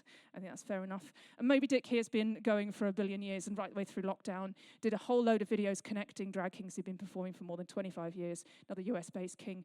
The American drag king scene took its uprising in the late 60s, 70s, and did not ever slow down. They've carried on with their pace. And over there, it's very much costume-based and lip-sync-based and storytelling inside a song. Whereas over here, we're very much more connected to the pub singer-y type song and banter, drag queen patter scenario, though we do all kinds, and we'll get to that in just a mo. More modern drag kings. Ivory Onyx over there, who's a massive trans activist as well. Sexy Lexi's in Australia, who's done shitloads of stuff for the Australian prides and connecting drag kings across Australia, who's done absolutely tons. And I've known them a very long time, and they're extremely hardworking. Landed Cider is the very first drag king to win a TV competition, won Dragula Season 3. Sorry for the spoiler. He is our god and an absolute legend. Wang Newton's also one of the judges on King of Drag, has been around since the beginning of time. Took a short break, came back, still going. And Hugo Girl also won a competition over in New Zealand, House of Drag, which was very exciting. And Hugo does loads and loads of stuff at prides and things like that as well. So these are pretty much, if you don't know these faces, then you can't claim you know much about kings, to be fair. I'm just going to say that. Over here in the UK, these are some of my mates. Oh, look at these beauties. Oedipus Rex, who probably has the best drag king name in the history of drag king names, I think, personally, is very good at crafting. Ziggy Moonlight, oh my goodness, if you've ever watched Ziggy Moonlight perform, you can't unsee that, I'm afraid. That is a giant whale penis, and you are not getting your eyeballs back. Romeo de la Cruz is my first drag baby, though I shouldn't really claim it, should I, anymore, because they've got their own career now. Fantastic dancer, and also does a lot with teaching kids. They do a lot for teaching kids, a lot of pride work as well. Bojangles, absolutely gorgeous voice and a great presence on stage, though I think they've moved on to do a broader variety of performances now other than Drag King, which is a real shame. We may have lost them. Chio does so much activism, it's insane. This is a busy, busy boy, and he's still going. And he does excellent work across London, and you should catch him. I think he's at Heaven. Does he do stuff at Heaven? You can catch him there. Okay. And this is my buddy Lewis Cypher, who's been following us around. Oh, I love him to pieces. This is our West End performance artist, Lewis Cypher, who's currently at the Shakespeare globe. He is performing. And he's also been to Edinburgh and won a bunch of awards up there with their show, Joan. So these are, again, huge names in the drag king scene here in the UK who are all smashing it left, right, and centre. We're huge. So if you're thinking, oh, where have they been? Oh, there's only a few of them. No. There's billions of us. We're absolutely everywhere. I get contacts from drag kings all over the world through having to, unfortunately, also use social media. I've heard from drag kings in Chile, Singapore, Iceland, Japan. I had someone contact me from Iran once with a group who were performing underground in an underground club. There's drag kings in, obviously, across the European nations, Germany, France, Spain. There's lots of great drag kings in Brazil. Yes, America, Canada, New Zealand, Australia, yes, fair enough, but kings are absolutely universal. And I think it's a fascinating thing because many people just think, what even is that? The number of times I get someone go, you're a drag what? I'm like, it's very simple maths. If you know what a drag queen is, drag king? Somebody once told me that a drag king is the husband of a drag queen. Unfortunately, that's now true. This is my wife. She is actually a drag queen. We prefer the term husband. Is that what we're going for? Yeah. We are everywhere. The question is why? Do we know what time we're on? Perfect. The question is why? Why? Why do we do it? Why are we doing it? What is drag for? Why are we here? What's the point? And I'm going to give you an example, but I want you to understand my example is based entirely on my own experiences and that every drag king has their own pattern and path to find their way to the stage. But having talked to many drag kings, mine's quite common. So here's me with my subtle suggestion towards lesbianism. And this is what I looked like growing up. Surprise, Adam isn't real. My name's Jen. And I've always been mistaken for a boy my whole life. These are really weird to look at in big. That is strange. Yep, mistaken for a boy in the shoe shops, in the swimming pool, even in a swimming costume. I've terrified people in public toilets, and there's been some very disappointed straight women. At the age of 10, I once had to apologize to an 8-year-old girl because she took my arm, and then she declared that I was her boyfriend. Even though I was like, no, I'm not a boy, and she wouldn't believe me, and then she ran away in tears, and I had to go and apologize to her. I'm like, why am I apologizing to her? This is rude, but here we are in our lovely society. Yes, unfortunately, I grew up through Section 28, which means I did not get given any language around queerness. I didn't get given any support around queerness until I was 16, 17, when I found a youth group based in a counselling centre to help you with your very bad head, where I met some other people a little bit like me. But to be fair, it was a very lonely existence looking like that. To be fair to me, it was hard work. I couldn't understand why everyone thought I was a boy. I started studying what people were looking at. I started trying to understand what they were saying and why they were saying it and what the differences were. What was I doing wrong? What are they doing right that I'm not doing correctly? Of course, people believe that all girls want to be pretty and wear pink and have long hair and come on. This is just the societal standards that we create to guide girls towards a suitably acceptable set of behaviours that you just fit in. And obviously that's just crap and doesn't actually fit almost anyone. Certainly didn't fit me. I did not fit inside that box whatsoever. It wasn't until my late teens that I really have, what is my next picture? It wasn't until my late teens that I got more inspiration around me. This is Katie Lang. She wrote an album called Drag. It's actually, all the songs are about smoking, which is hilarious. But she's dressed in drag in all of the inside sleeve. And I'm telling you right now, that sleeve is dog-eared.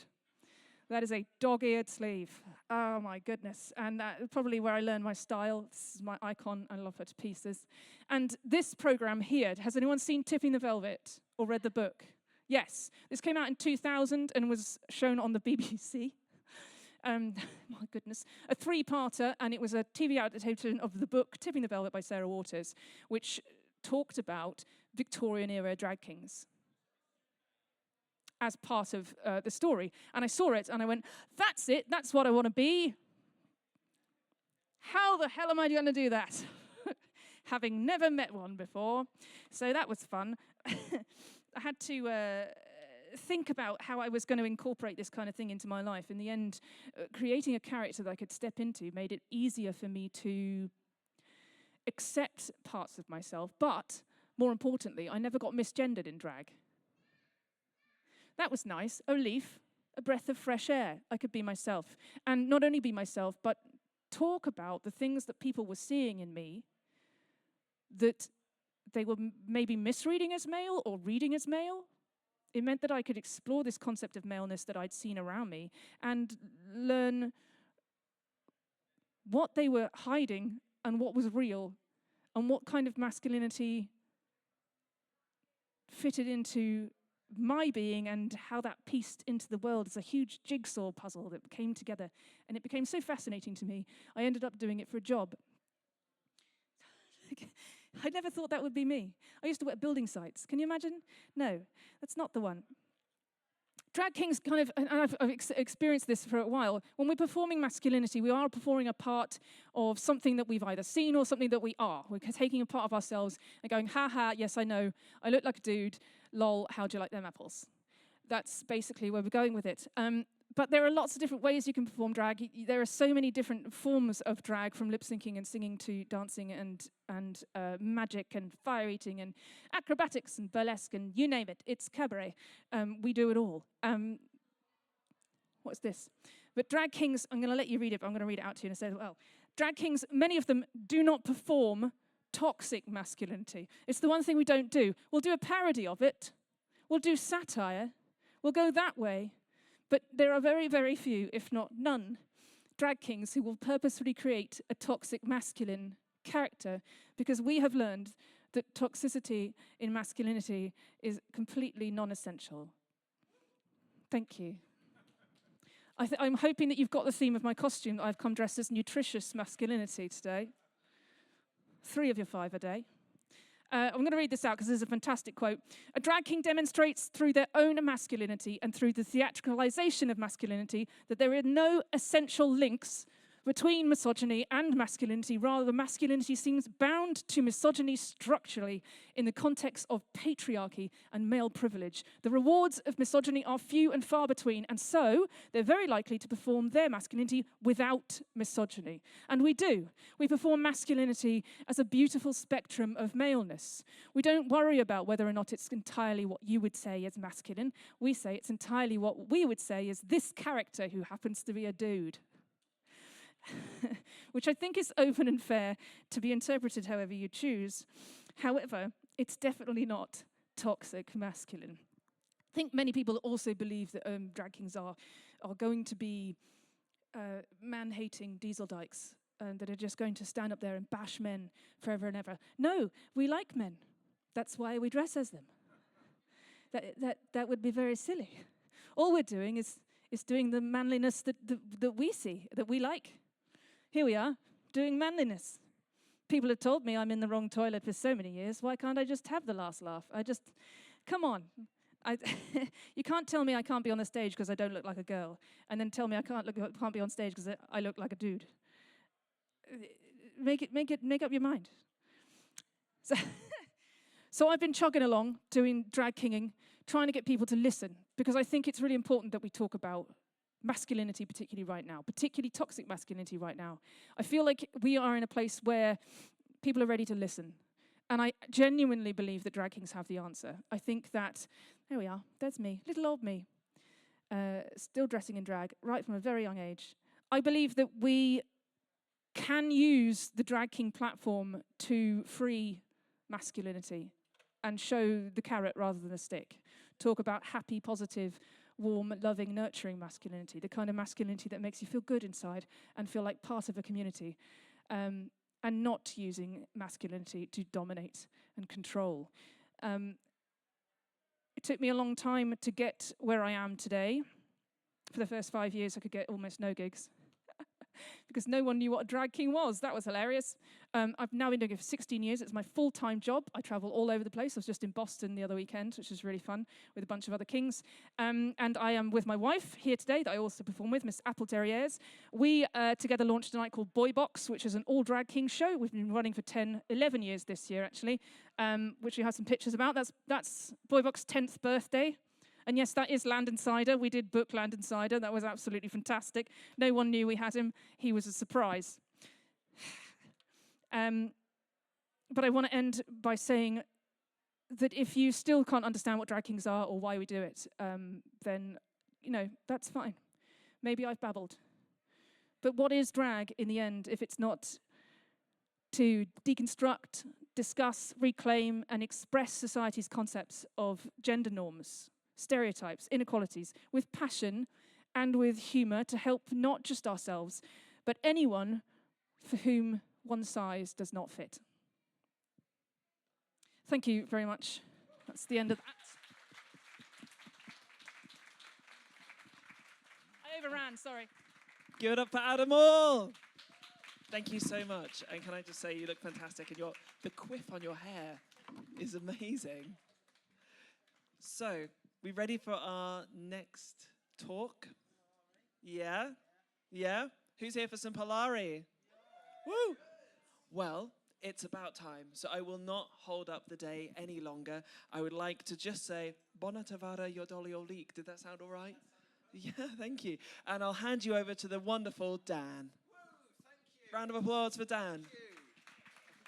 One, yes. Hello, Norwich, how are we doing? We all right? We all right? Yes? I'll take this one. I'll take this one. There might be some naughty words that I say over the next hour. You have been told. Okay, there might be some naughty words. So thank you so much, Norwich, for having me. My name is Dan Delamotte, and it is so boner. It is so boner to Varda all of your dolly old eeks. What have I said? Talk with you or something? Yeah, you're kind of there. It's boner, that is good. To Varda, to see your dolly, which is pretty. Eek. Eek is face backwards, and then I've dropped the F.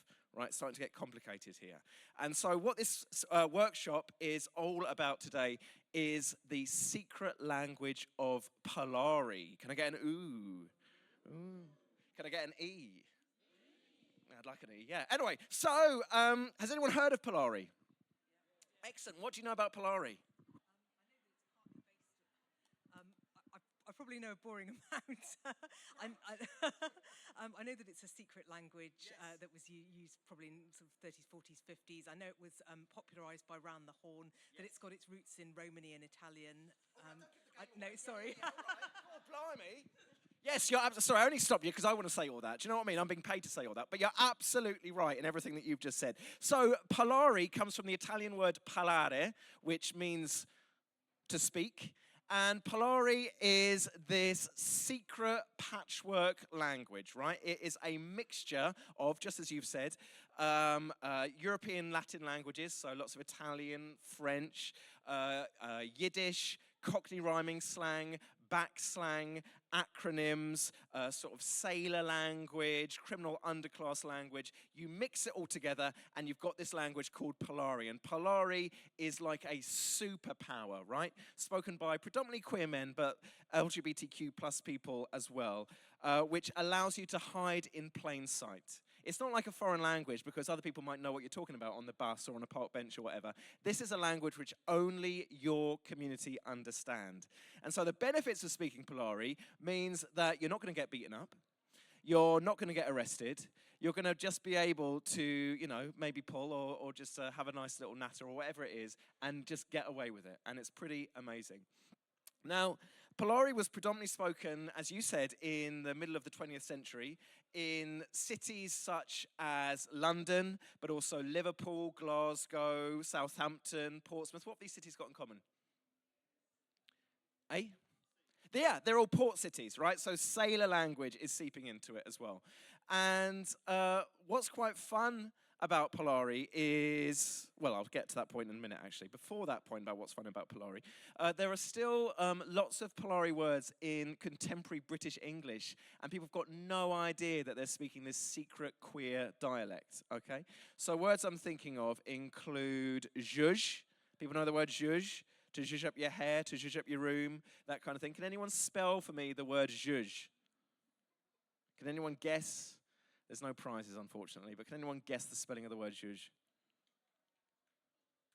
Go on, at the back. Wait, I'm coming to you. This is a complete guess, but does it start with a Z? What would the next letter be? H. U-Z-H. Z-H-U-Z-H. Does anyone disagree? Anyone got any other spellings of the word zhuzh? Yes, go on, mate. Z-H-O-U-Z. Z-H-O-U-Z. That would make sense as well. Any other guesses for zhuzh? It's a trick question. You're not meant to spell this language, are you? You're only supposed to speak it, okay? Because there's nothing written down in Polari. You're just speaking it in the pubs. You're speaking it in the public toilets, things like that. So we've got the word zhuzh, the word bev, to have a drink. People think it comes from beverage. It's actually Italian, bevere, which is to drink. Scarpa, to run away. That, again, comes from Italian, scappare, to run away. NAF, people know NAF. I think it's Princess Anne's favourite word, but it's actually an acronym, N-A-F-F, stands for not available for king, okay? And so you might use the word naff to describe somebody heterosexual or unattractive, often the same thing, let's be honest. And so that's the origins of the word naff. Camp, mince, these are all Polari words as well.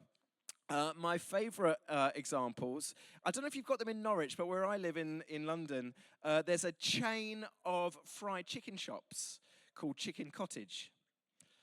Some of you know where I'm going with this. In Polari, a chicken is a twink or a younger gay man, and a cottage is a public toilet where you go to have a shag, right? So a chicken cottage, the literal definition of that is to have sex with a twink in a public toilet. And you see people tucking into their box of chicken cottage on the night bus on the way home. A more polite example of contemporary Polari is pardon my French. People know that expression.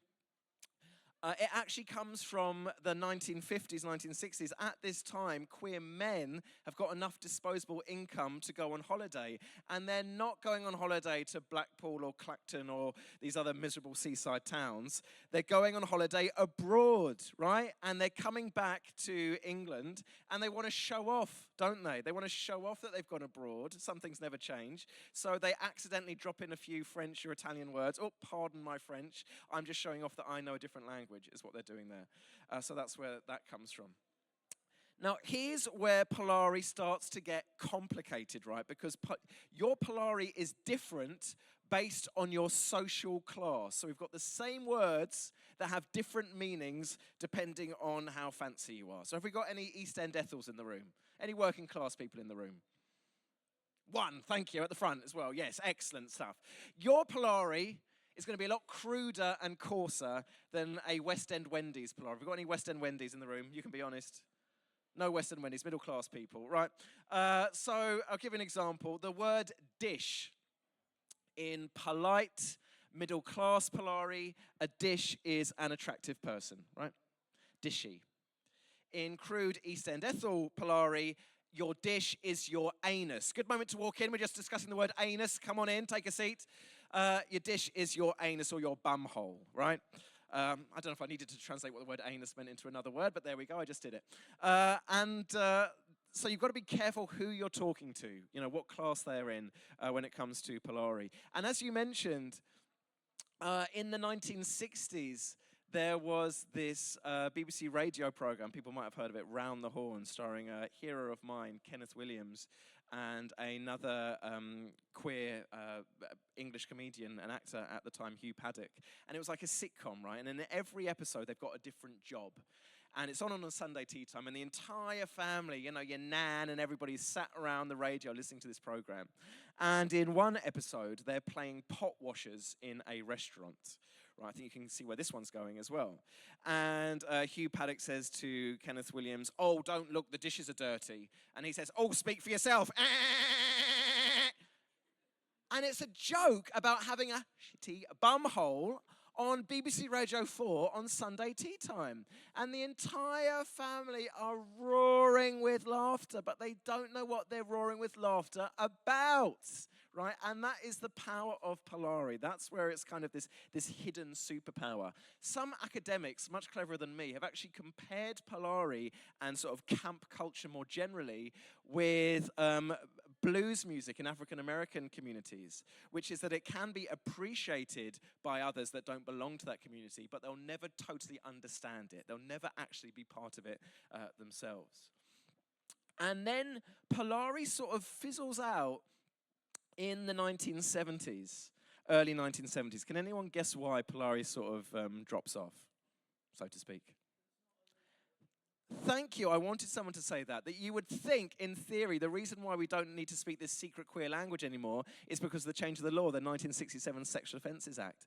That's not actually the reason, though, because there were more arrests and raids of predominantly queer men in this country after the change in the law than there were before, because, plot spoiler, the police love going around beating up and arresting minorities, and that's not going to change anytime soon. A couple of years ago, I was working on a play, a theatre show, set in a queer London pub in the 1960s. And so I researched the Labour government in the 1960s. And one of them was still alive. This guy, appropriate enough, his name was Lord Dick Tavern. And he was still alive. He was in his mid-90s. And I found his email address on the House of Lords website. And I got in touch with him. And he invited me round to his house, very nice house in Pimlico in central London. And he invited me around for tea. I didn't really know how to address him. You know, do I call him my lord? Do I call him Dick? I don't know. But I asked him, you know, why were there more arrests of queer men after the change of the law than there were before? And he gave this such a sort of like matter-of-fact answer, which shows you how those people that in Westminster really are part of this bubble and don't really understand how normal people live. Because he went, oh, that's easy, he said, while serving me a cup of tea and a little vol-au-vent or whatever. He goes, oh, that's an easy answer.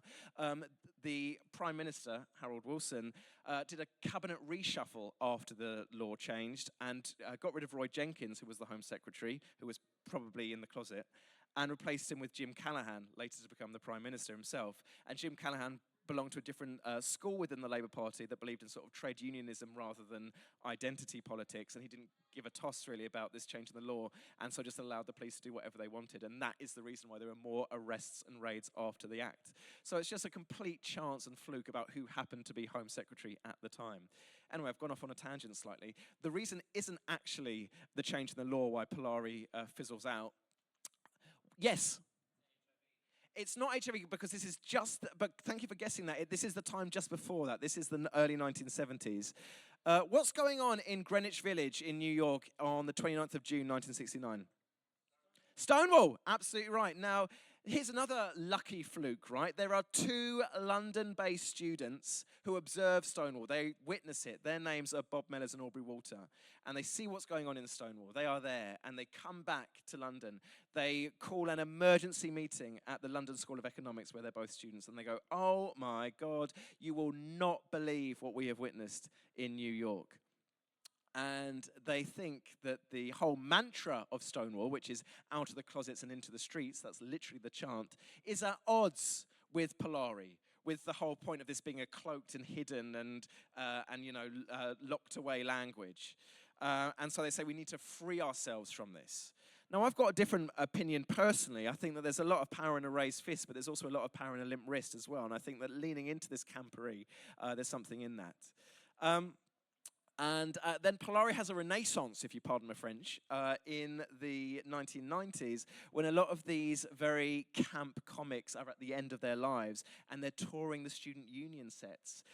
People like, oh God, what's his name? For God's sake, I can't believe I've completely forgotten his name.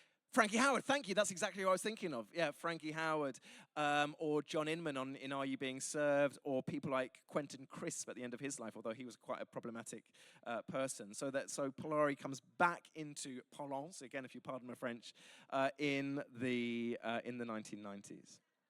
Now, this is not just going to be a lecture where I just talk to you about Polari. There is a test. What I'm going to do, yes, exactly, a test, woo, yes, amazing, test. I'm going to show you a short film now. This short film is entirely in Polari.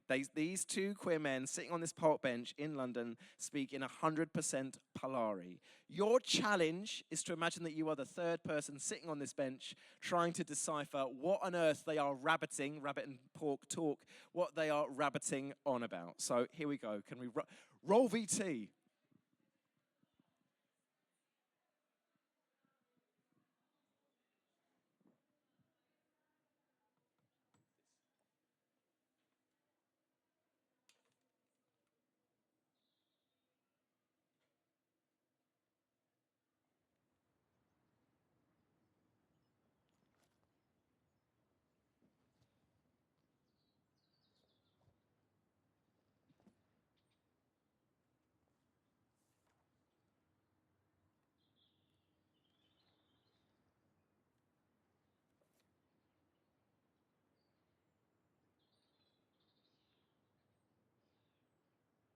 I've read that.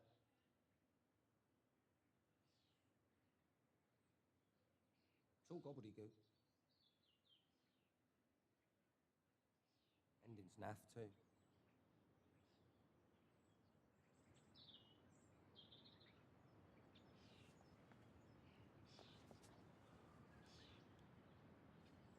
Got 3 drags and a spit doll.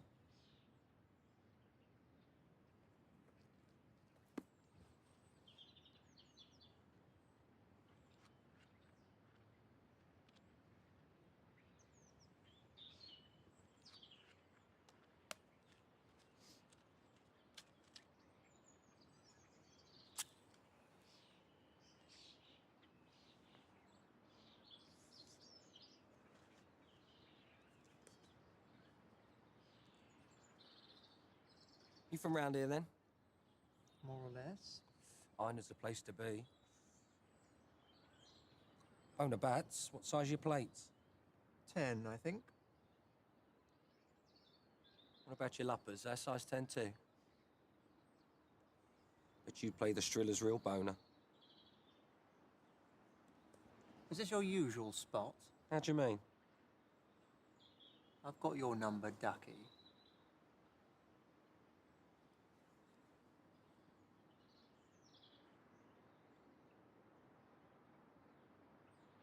Where's your flowery then? Clitterhouse Road. What, have a Ben Cove up that way? Pauline. Pauline March? That's the one. Can't swing a cat, but at a cove. How is Pauline? She's had an anti-bully fake. Dyed her eye, her ends are right mess. Anti-boner. I hope she vagaried straight to the crimper. That's where she'd just been. Palone tried to give her an Irish, multi-palaver. Pauline told her to shove a shikel up her guyber. She didn't say that. Mate, we ducky ween, you're actual English. Yeah, she's all wind and piss, Pauline. She's still with Phyllis, then? Haven't you heard? She's been a real boner rover. Blowing the groundsels, ling grappling dilly boys, trolling the back slums. She had to be battered twice last month. She didn't. Pauline just stretcher case. Trolled in one notch, he devoured a Phyllis plate and some shin bars she blagged in the brandy latch. Dish the dirt. It's all over grumble for Pauline. Nanty Denali up to her elbow in the national handbag. She'd only just gone in for a remould. Had to refake her entire basket. Speaking of baskets. Oh, Gloria. That stretcher corribungus. Fortuny. Mind you, it's the dolly ones that disappoint. I was seeing this HP from Sheffield once.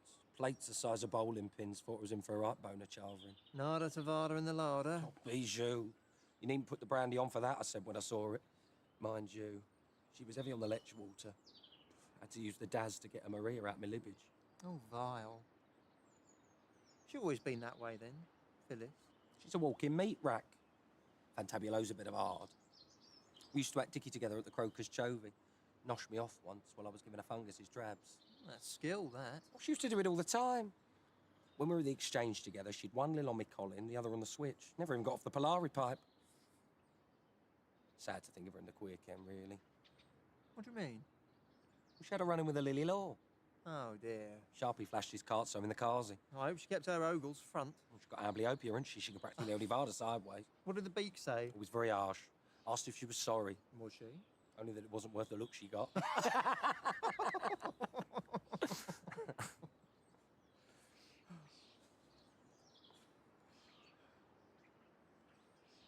Nearly got nabbed myself the other week. I just finished plating this chicken in the Cottage Ajax Clackett Lane, you know the one. Anyway, I'm mincing outside, wiping my screech. And who should I bump into? But one of your ugly daughters. There's a poof in there, I said. Nabbed him with his caffies down, I suppose. She'd have never varded it coming. Must have been a right Ferricadooza. Sharda. You're disgusting. What?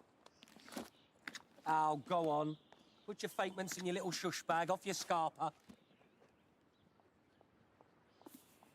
You forgot your glossy.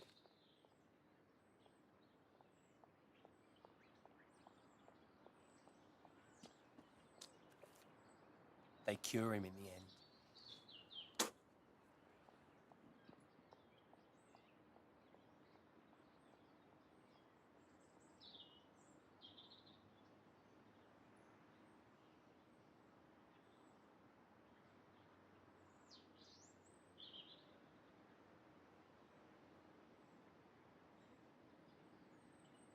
Okay.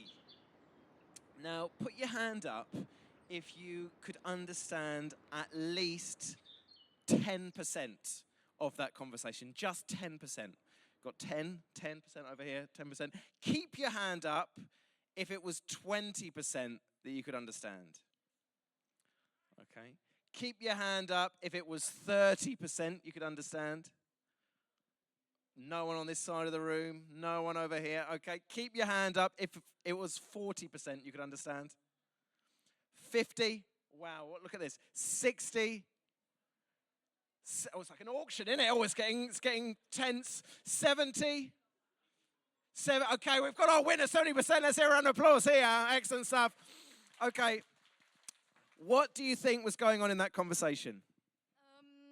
Oh God, this is really hard. I tried to teach myself a load of it a while back, but talking about some friends of theirs and like gossiping, basically, and then at the end talking about cottaging and how one of them turned somebody in to the police, and then the other guy gets really pissed off at him and leaves, basically. Absolutely right. You're absolutely right. So it's two queer men sitting on a park bench. They're just gossiping. They're talking about people that they know in common, right? They know Phyllis, don't they? And they know Pauline. Do we think these people really are called Phyllis and Pauline? No. What do we think they're called in real life? It's Phil and Paul, isn't it? And something awful, right? I can't imagine anything worse happening to a queer man. Something awful has happened to one of them. He's gone to the Raya Zhuzha. Anyone know what a Raya Zhuzha might be? A hairdresser. A Raya Zhuzha. Raya is hair backwards and a Zhuzha to make nice. Gone to the hairdresser and has come out with a really terrible barnet, right? Barnet fair hair. And then caused a massive ruckus, okay? And then they're talking about recent sexual conquests, aren't they? But unfortunately for one of them, there was nada to vada in the larder. What might that mean? It helps if you say it in a very camp sort of London accent, but nada to vada in the larder. What is that? Nothing down there. You're absolutely right in row A. Absolutely right. Nothing down there. So this is the thing about Polari. Although it was a language spoken out of necessity, that doesn't mean it can't also be a cheeky and playful and mischievous language as well, just like queer people are, you know? And so nada to see, in vada to see, nothing to see, in the larder. In the days before you had fridges at home, you'd keep your meat in the larder, wouldn't you? And so they're talking about this and disappointing recent sexual conquests. And then you're absolutely right. The first guy says that he was cottaging. He was having sex with a chicken, a twink, in a public toilet. And when he came out of the public toilet, he saw that there was a member of the Lily Law. A Betty Bracelet was outside, a police officer. And he grasses up to save his own skin, the poof in the public toilet, which sees that guy get arrested. And the punishment, even in the 1960s, for gross indecency, which would have been the crime, for the crime of being yourself, is up to 2 years imprisonment, actually, which is why the other guy thinks that the first guy is so disgusting and spits in his face, which I think is probably a fair enough act to do. Did anyone notice what book he was reading? It was a clockwork orange. What might the relevance of that be? Did some of you over there notice a clockwork orange?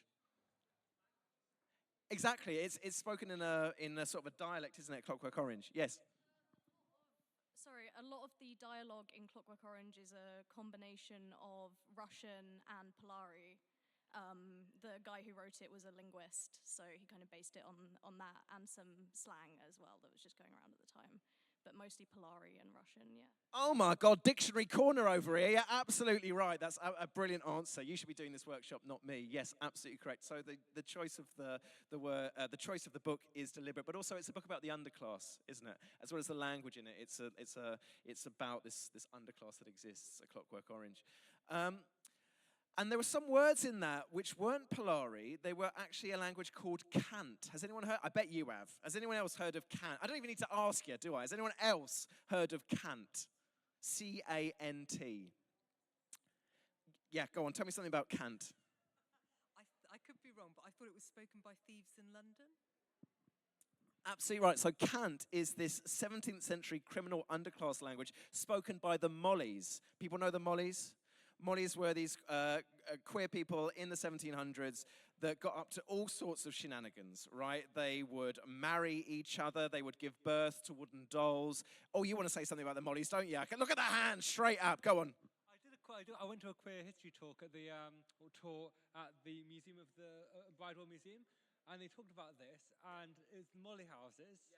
And they talked about like having the fake births and like fake martins, all like this sham marriage, but it's like this underground thing. Exactly. It's really cool. Exactly.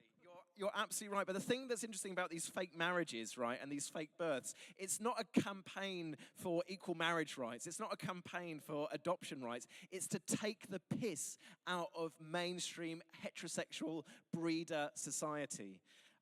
That's why the Mollies would do it in these Molly houses. The other thing that Mollies would do, this is back in the 1700s, is that they would give themselves a different name, right? And so your Molly name is a name of a different gender plus a way of describing you. It could be your occupation, it could be what you look like, it could be where you come from, it could be your personality. You combine these two things together to have your secret hidden Molly name. So there's some really fun ones from the 1700s. Joanna, the ox-cheeked woman, or my favorite one is Susan Guzzle. You can only imagine how Susan Guzzle got a name, can't you? Something for you to think about is what your Molly name would be as well. Anyway, and so there's words that the Mollies spoke, which are still used today, and were then sort of went through the mechanisms of Polari and came out the other end, and we say them today. The word queer, it means bad. In this video, they say queer Ken. There's no one called Ken in, is there? No? Okay, well, a Ken is a place, so this is a bad place. He's gone to prison. A queer drink is a drink that gives you a terrible hangover. The word booze comes from Cant and then Polari as well, to have an alcoholic drink. Anyway, there were some other nice terms in that film. One of them was on the national handbag. Anyone know what that might mean? I can tell you know what that means, don't you? I'm gonna give this side of the room some love, and then we're gonna come over to you. National handbag. Yes, it's being on the dole, being on benefits. So there's some fun words in that video. Okay, now everybody, this is where we get a little bit more interactive. Oh, you don't know what I'm going to pull out this bag, do you? Could be anything, couldn't it? What I've got here is a set of Polari words. I'm going to break us up, if you don't mind, into smaller groups just for a couple of minutes or so. And your mission, if you choose to accept it, which by sitting here you are obliged to, is to come up with some sentence or mini scene, if you've got the chutzpah, to use a Yiddish term, which was also used in Polari, to come up with a sentence or a mini scene which the rest of us are going to decipher. And I'm going to give you a couple of minutes to work out how to do that. So these Polari words have the contemporary English translation on the back. And you up for that? Can we do that? Yeah? Okay. And so I'm going to give you a couple of minutes to come up with these words. So I'm giving these words at random. Let's have a front row here. There's some words. Can you join over here, this section over here, and this, and it'll be like a group of 4 maybe, and I'll give you these words there. In the cheap seats at the back, here's a bunch of words for you.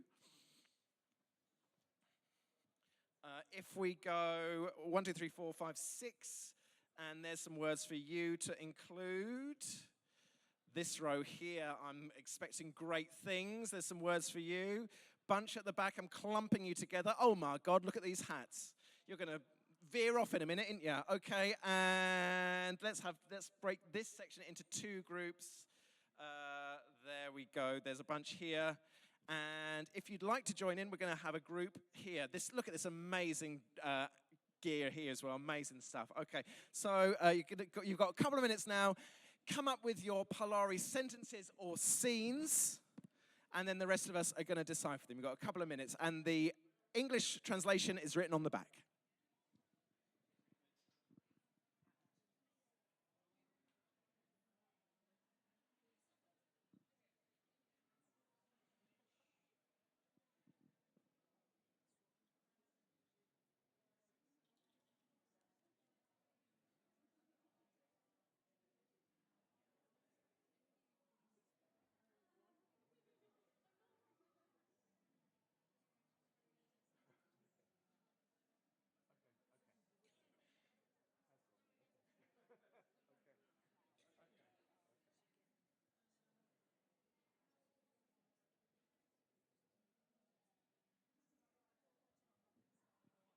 Bonus points if you can present it in this sort of very camp, cockney, sort of Kenneth Williams style, okay?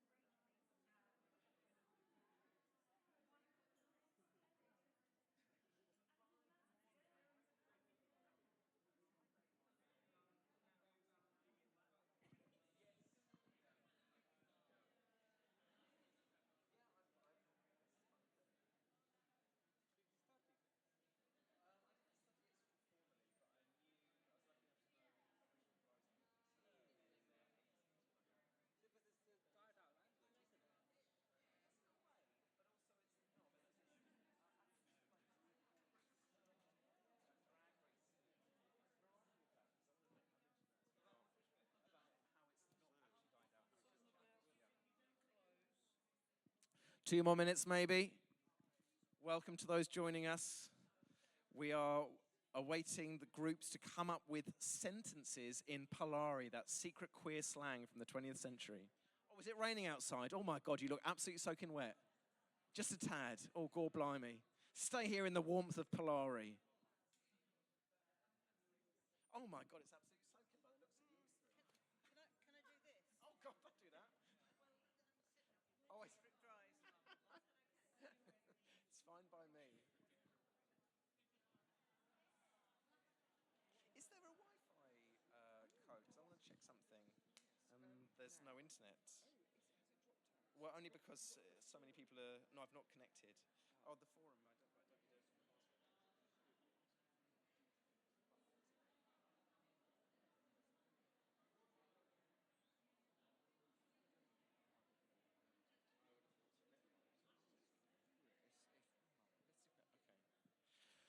Final minute or so, everybody. Oh, the anticipation. I hope that's what I'm feeling, the anticipation.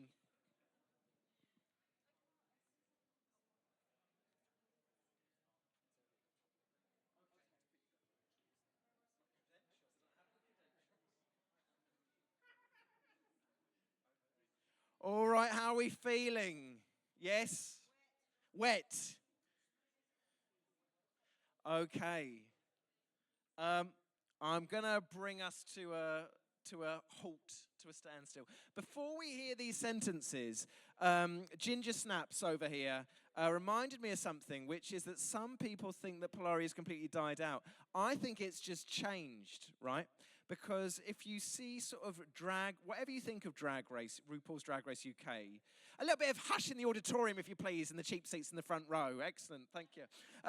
Whatever you think of RuPaul's Drag Race, it has changed language, I think, in a way which is very in keeping with Polari. So when, often Gen Z or younger people say things like work or tea or shade, or to read, to be read, those kind of things. This is just, in my opinion, a continuation of deliberately speaking a language that other people won't understand. Or you've got a different opinion, haven't you? I might be wrong. It's going to be really embarrassing if I get this wrong. I thought that was all that language from the ball culture. You're absolutely right, but I'm talking about more contemporarily. It's come into mainstream culture. Yes, well, Polari in this country came first, definitely. But I think that any critique of the Americanization of queer language is not very fair. Even the word blowjob, by the way, came over with the American GIs in the 1940s. That's something you didn't know, did you? Anyway, right. So, you did know that. You were nodding. Okay. Oh, wow, okay. Or maybe we were just nodding at the word blowjob. Maybe, yeah, okay. Yeah. Oh, blowjob. Yes, I know that. Yes. Excellent. Right. So let's hear some of these sentences or scenes in Polari. And remember, everybody, no prizes, I'm afraid, but it's your job to decipher what on earth these people are rabbiting on about, okay? So I'm going to come over here, first of all. Let's hear your sentence. Or maybe it's a scene. Someone asks, Shava in Malati for handbag? And then the response is, I can't, I'm a luppers chaperoning on me with Nishta. Oh, say the first bit again for me. Chava. In Malati for handbag. Chava in Malati for handbag. God blimey, that's very saucy. I'm glad that we're all over 18 in this room. Chava in Malati for handbag. Any ideas what that might mean? Chava, or to be charvered, I suppose that might give the game away. In Malati for handbag. I could have charved all night. Chava, to be shagged. In Malati. In your house? Who said house or home? Yes, in your home. Point over here. Charvered in your home for handbag. Well, we know that national handbag is the doll. So money, is that what you're talking about? Yes, look at that. There's no need to feel embarrassed. We've all been charvered in our Lati for handbag, I'm sure. And if you haven't, the night's still young. Norwich Pride goes on until late. And your second sentence was? I can't, because I'm a luppers chaperoning with Nishta. Because your luppers are sharpening on me with Nishta. Luppers are your, tell us, your fingers. Yes, but gingers. No, it says fingers. That doesn't quite make sense. I can't be sharpered because I've got fingers. Well, I don't know about that. You should broaden your horizons. Oh, I see. Well, no, unfortunately, luppers are your fingers, not being ginger. No, that's not what that means. But excellent sentence.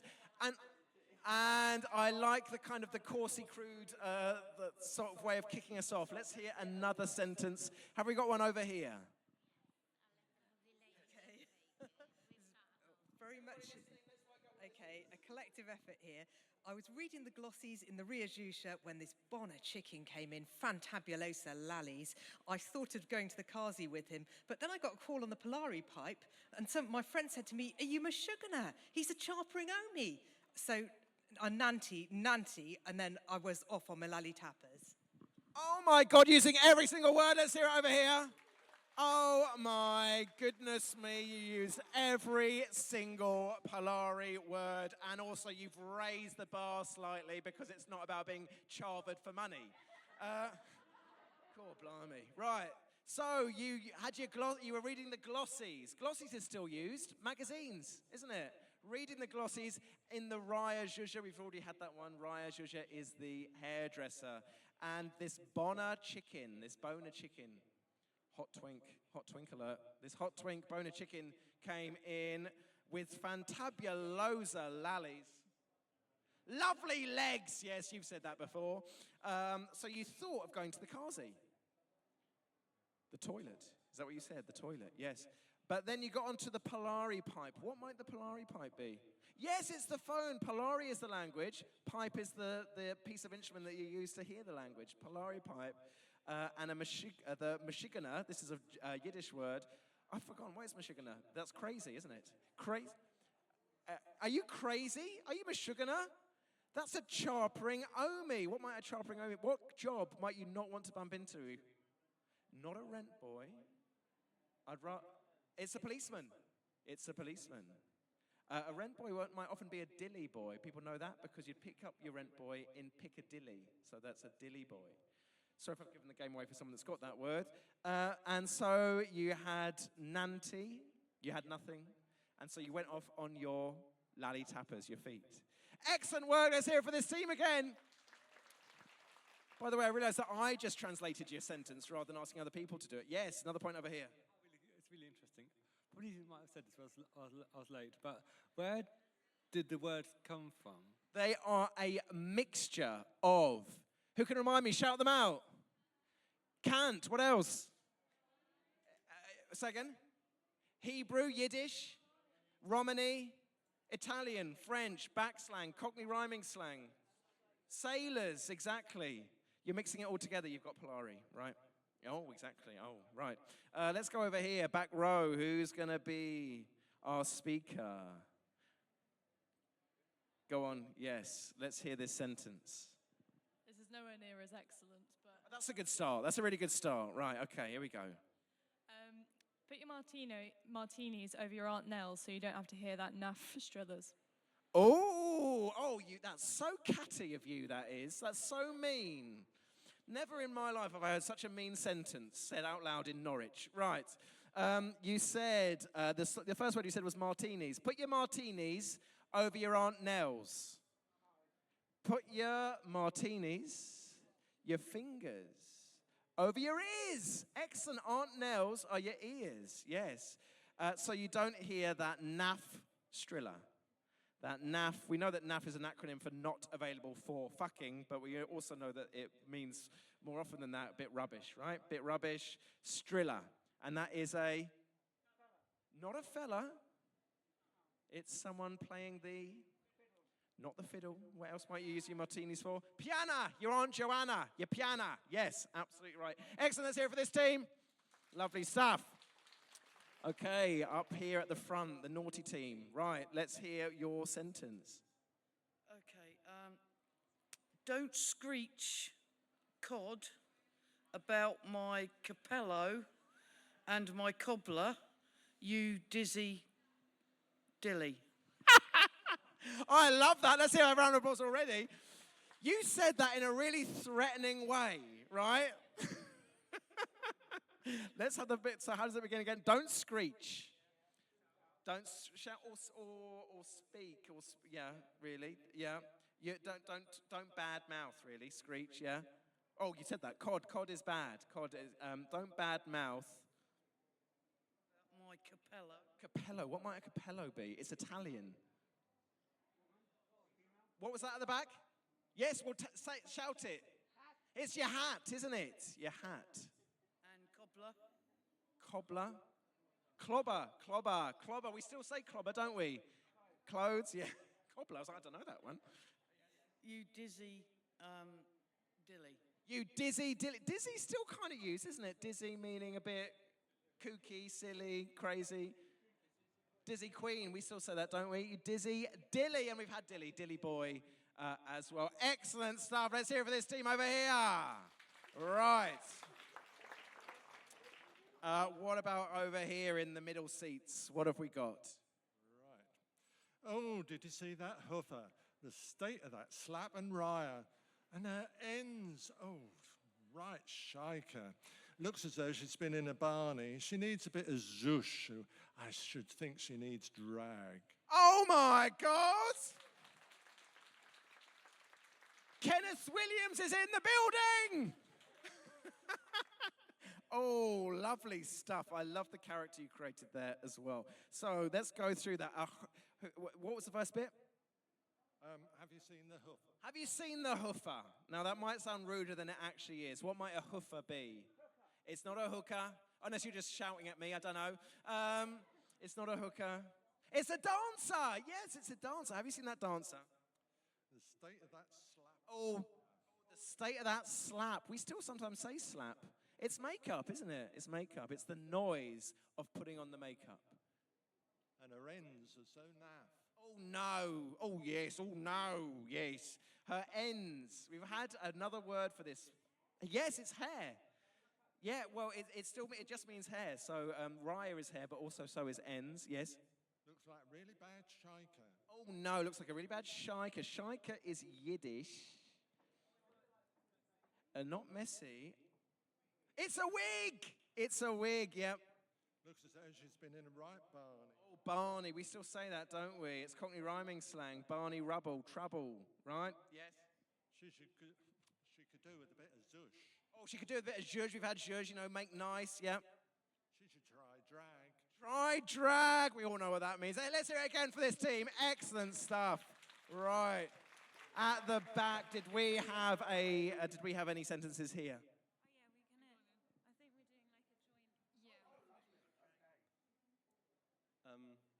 Buonanotte, Omi Palone.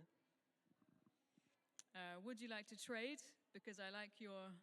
Ogle fakes and pots. Is that it? We finished here? Let's hear it for this team. Right, excellent. Let's hear it. Let's hear it. So, I like that you've got a bit of a conversation going on. So, it starts with buonanotte, which is a bastardization of how you would say it in Italian, right? Good night, good evening. Buonanotte would be in Italian, but we're camping it up, aren't we? We're cockneying it. It becomes buonanotte, okay? Buonanotte, what was the next word you said? Omi Palone. Omi Palone. Do we know what that might mean? An Omi Palone, it's a gay man. Well done, it's a gay man, Omi Palone, because we know we've already had Charping Omi, which was a policeman, wasn't it? And what happens next? What did you say next? Would you like to trade? Would you like to trade? Do we know what trade means? Yeah, trade is to have a shag, yes. Yeah, go on. Go on. Okay, we'll finish here. Yeah, because I like your ogle fakes and pots. Oh, I like your ogle. That's a really obscure reason to want to have sex with somebody. I have never, ever in my personal experience, ever wanted to have sex with somebody just because of their ogle fakes and pots. Any ideas what those might mean? Their glasses. Oh my God, your glasses are so nice. I want to have sex with you. Wow, okay. Because your ogles are your eyes, so your ogle fakes are your fake eyes. And your pots are your teeth. Okay, so you're wanting to have sex with this person you've just met at night just because they've got lovely glasses and teeth. Well, each to their own. You know, who am I to judge at Pride? I'm not going to do that. Excellent. Yes, another point over here. Oh, hand going up now. So you said trade. Yes. And trade is sex. Yes.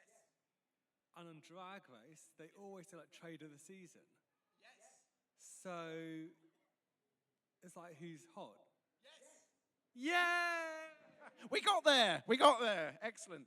And who's next? Over here. Let's hear your sentence. Who's reading it out? Oh, hello. So, I'm walking down the street the other day. Oh, I saw this gorgeous dilly boy. Mincing along. Yeah, proper dish. Yeah, well, I had a decent bit of gout on me, actually. But by Gloria, I was meant to be saving up for some work on my Willits. Let's hear it for over here.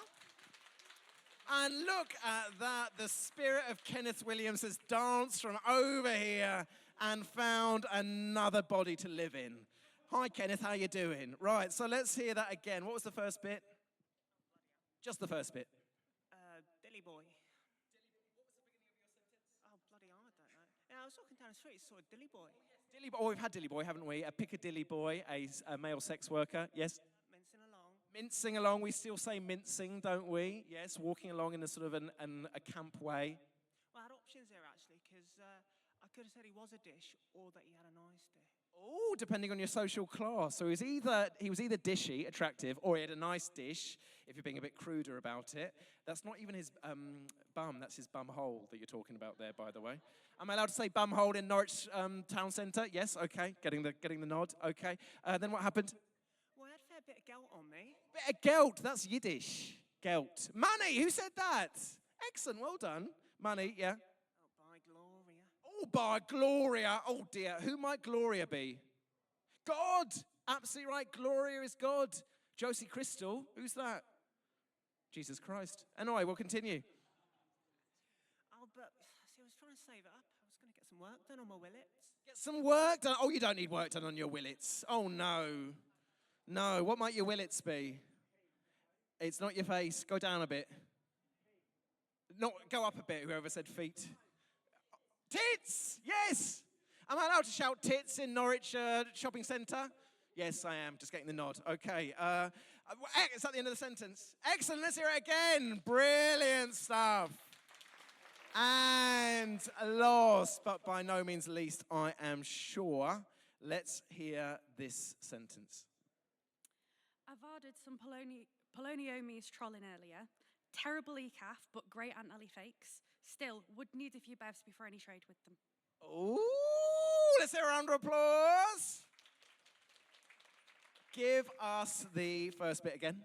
I've ordered some poloniomes trolling earlier. You've ordered some Paloma Omis trolling earlier.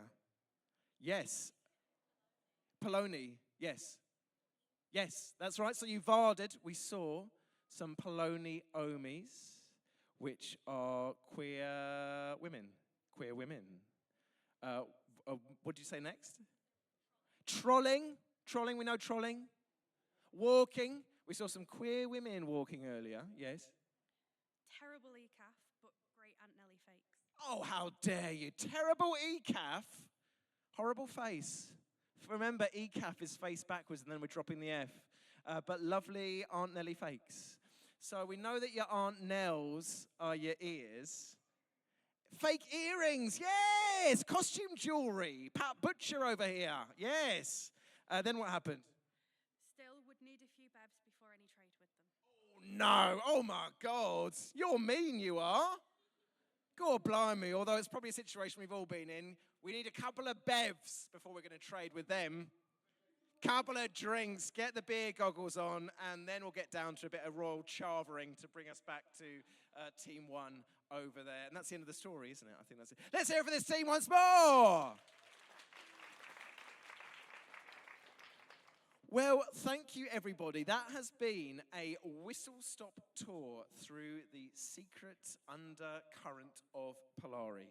I hope you've enjoyed it, and I hope you get a flavour that, although, as I said earlier, this language was spoken because people needed to speak in code, it doesn't mean that that code can't be fruity and playful and gossipy and mischievous and silly as well, which was also what it was. And just to go back to the point over there, that I think Polari is alive and well in the way that lots of people speak, but they just don't really realize that it is Polari. I was doing a workshop in a primary school, not on Polari, don't worry before you call the police. So this was years 3 and 4. So how old is that? That's like, yeah, they were sort of 8 and 9 or something. 7 and 8, these kids. 7 and 8. And to show appreciation for each other, they were saying things like work and things like this. And it was an inner city primary school in London. So I think that it's nice about how this kind of queer language and methods of communication are seeping into other places as well. It's been my total pleasure to be your host for this Polari workshop. And I'm going to pass you back now to my friend Sandy. My friend Sandy. Lucie. Lucie, sorry. My good friend Sandy. We go back years, don't we? We go back at least an hour. Give it up for my good friend Paul. Dan, thank you for the workshop. It was fantastic. Okay, we're going to just take a little break whilst we hand over for our finale for the day. In about 10 minutes, we have a stand-up comedy show, which is a mini Pride edition of my comedy night that I host in Norwich and Cambridge called Degenerates Killer Queer Comedy. So we'll see you very shortly in a few minutes. Or hang around and come to the front. Hello, come on in, take a seat, get comfy.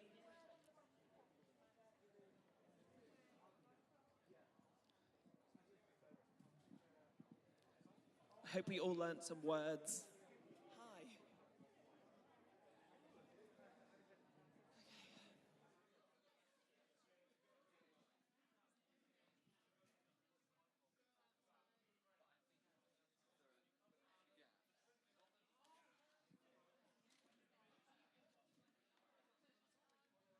Sandy.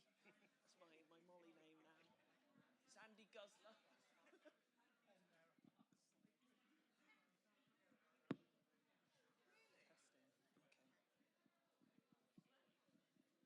Welcome, come get comfy. Get ready for the comedy. Meal deal friends, we've been here all day. Are you about to leave?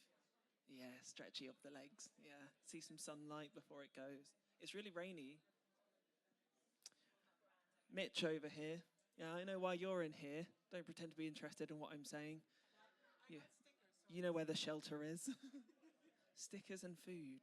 Oh, lovely stickers.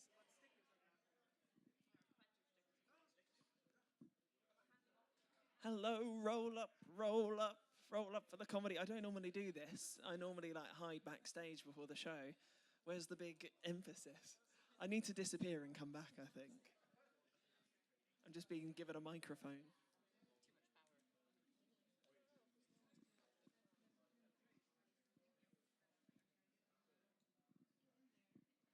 So who have we got on the second from front row? Let's do introductions. I live with you. I don't live with you. Do you come to Norwich often?